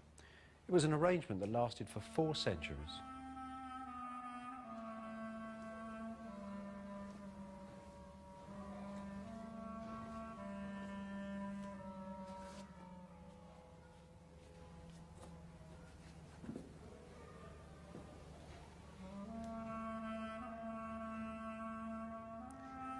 As for Gennadius's beloved monastery, well, its church became a madrasa, an Islamic public school, and one Zarek became a very famous preacher in this city. Now, when Mehmet first came to the church, his quick eye had noticed a great line of stone sarcophagi along the aisle there. In fact, they were the tombs, the sarcophagi, of the last kings of Byzantium. John of Florence was buried here, his brother, their queens. These he took for his new palace in the city.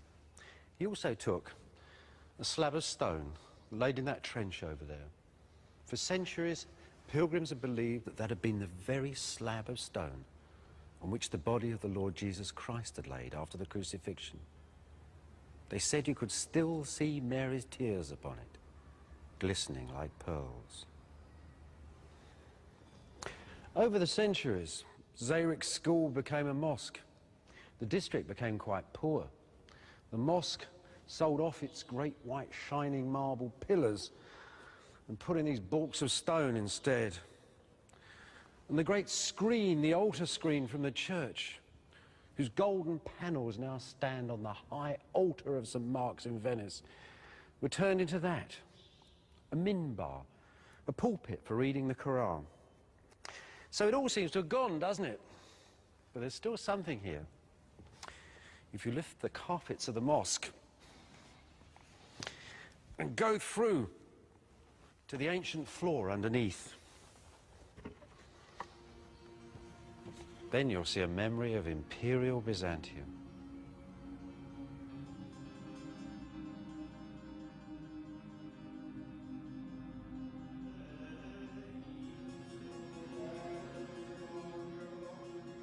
There are still descendants of the Byzantines today, a dwindling community at the ancient heart of one of the largest cities in the modern world.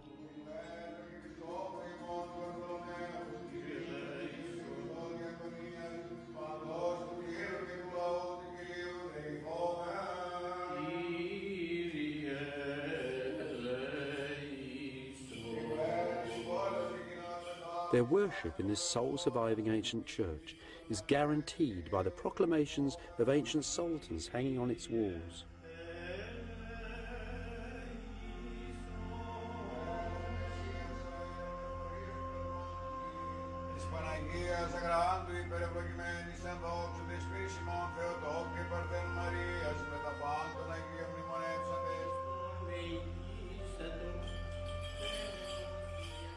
Their church has survived schism and poverty. For a while, the deep distrust of Rome led them towards Calvinism. But here they are still, in their holy city, with their own faith.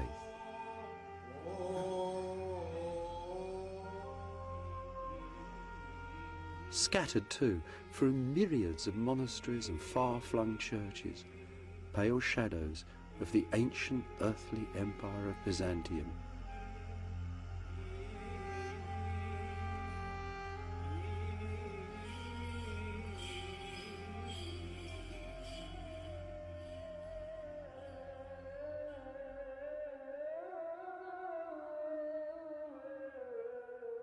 Most of Constantinople's ancient churches, though, were soon converted into mosques. This little mosque was once a chapel in the ancient palace of Byzantium.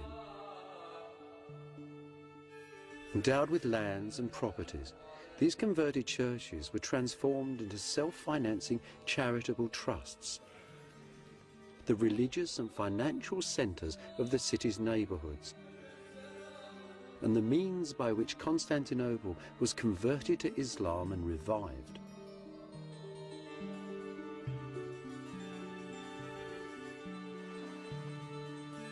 Under Turkish rule, Constantinople was to become a rich and thriving city once again, the centre of a mighty empire, just as it had been 1,000 years before.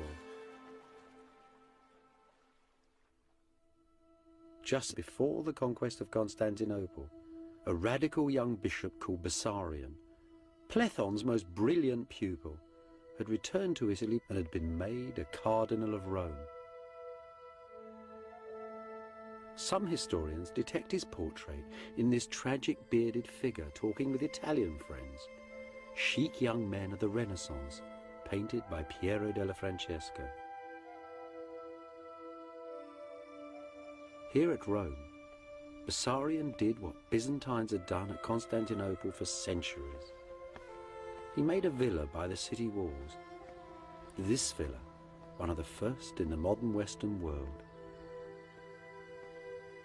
A memory of old Byzantium. Bessarion spent his life making a memorial for Byzantium by founding an academy of scholars.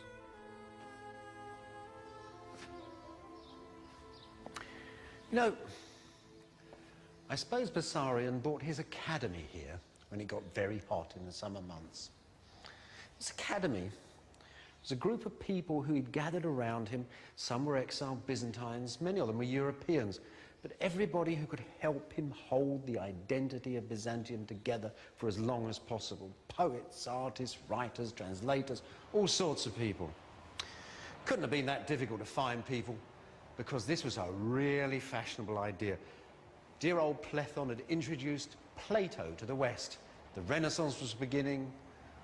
This is early Renaissance building. For a few years, this was the coolest place on the planet. So you've got to think, perhaps, that this was the place, too, where one day in the summer, 1452, Bessarion sat down to write to Mistra. He was writing a letter of condolence to Platon's sons. The old man had died with the spring flowers in June of that year. Bessarion wrote a letter, such a letter. He said that Platon had been his teacher, his father and his friend. It was one of the last authentic letters of the ancient world. After that, Byzantium became something to be seen in libraries and museums. Above all, Bessarion preserved the dream. He gathered the pure air of Mistra, the ideals of Constantinople, the energy of ancient wisdom, and made a single beauteous image of that most complicated empire.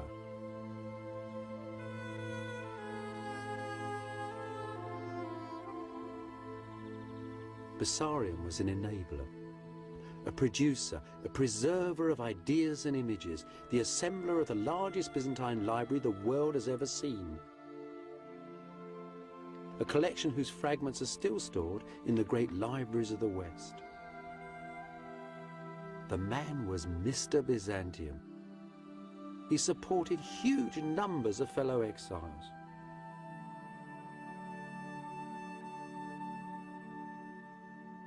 He also used to place refugees all over Europe in jobs. This is a handmade Greek text of Homer's Iliad, made by a refugee from Mistra. And in the front of this beautiful volume is a picture of Homer wearing a Byzantine hat.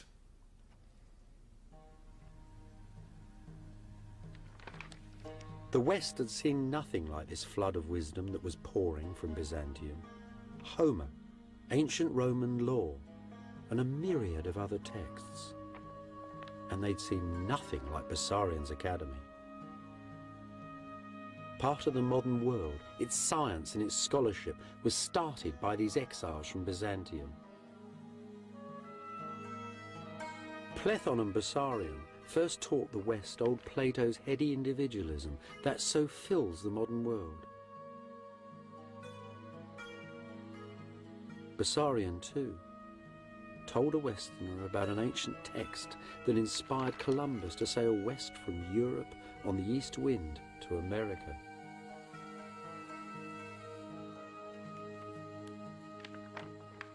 There is, though, a deeper and yet more fundamental legacy.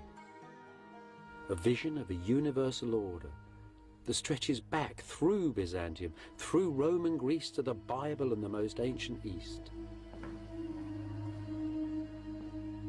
A vision that still fills the world today. A vision that exiled Byzantine artists drew out for us in dazzling detail at Voronezh, the most beautiful of Romania's lonely monasteries. See that cross there in the middle? That's the cross of our Lord standing on the holy throne of Byzantium, the center of the world. To the left is good, paradise. There's all the lords and ladies of Byzantium pressing through the pearly gates. On the right, hell, the Turks and everybody else, all the bad people struggling to get out. Good and bad, plus and minus, past and future, with heaven above and hell below, and pure energy at the center. A structured universal order that the modern world still understands and uses every day. And if there's nothing there that you can see from the modern world, just look at those demons, as black as SS officers, prodding their victims towards the ovens. That's a hell we'd made reality. And look at that over there, in paradise, the tree of life, the center of man's wisdom, the very plant that the god Gilgamesh 6,000 years ago in ancient Ur in Mesopotamia searched for. To him, the elixir of life was understanding. For us, perhaps, it's penicillin. Then again, there's something here that's unique. Above all the bustle of the world, the lords and ladies, the gods and demons, coming through and behind the very scroll of time itself, the Lord of the universe. The heart of the atom, heaven's order in a grain of sand. Byzantium's fundamental legacy, this image of a universal structure, a universal order, is as basic to the order of the modern world as is DNA to every individual in it.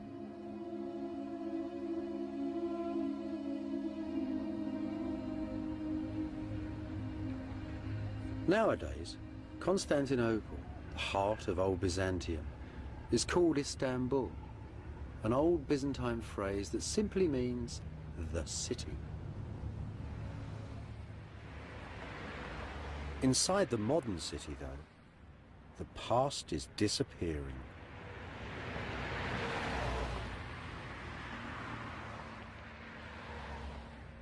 Ruins are often melancholy, but they should seldom make you angry. The end of Byzantium wasn't really brought about by the wicked West or the terrible Turk. Things pass, as the poet said.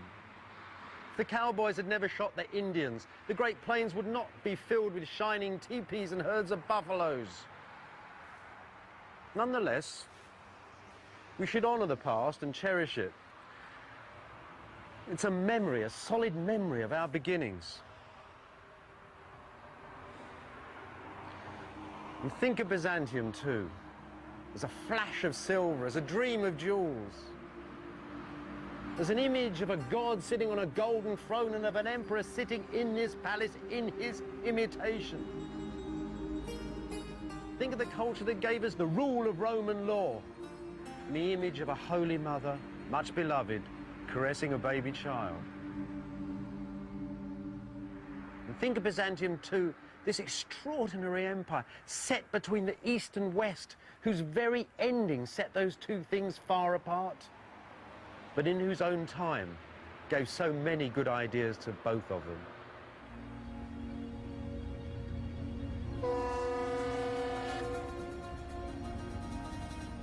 When sailing from Byzantium, listen to the city's fading sounds.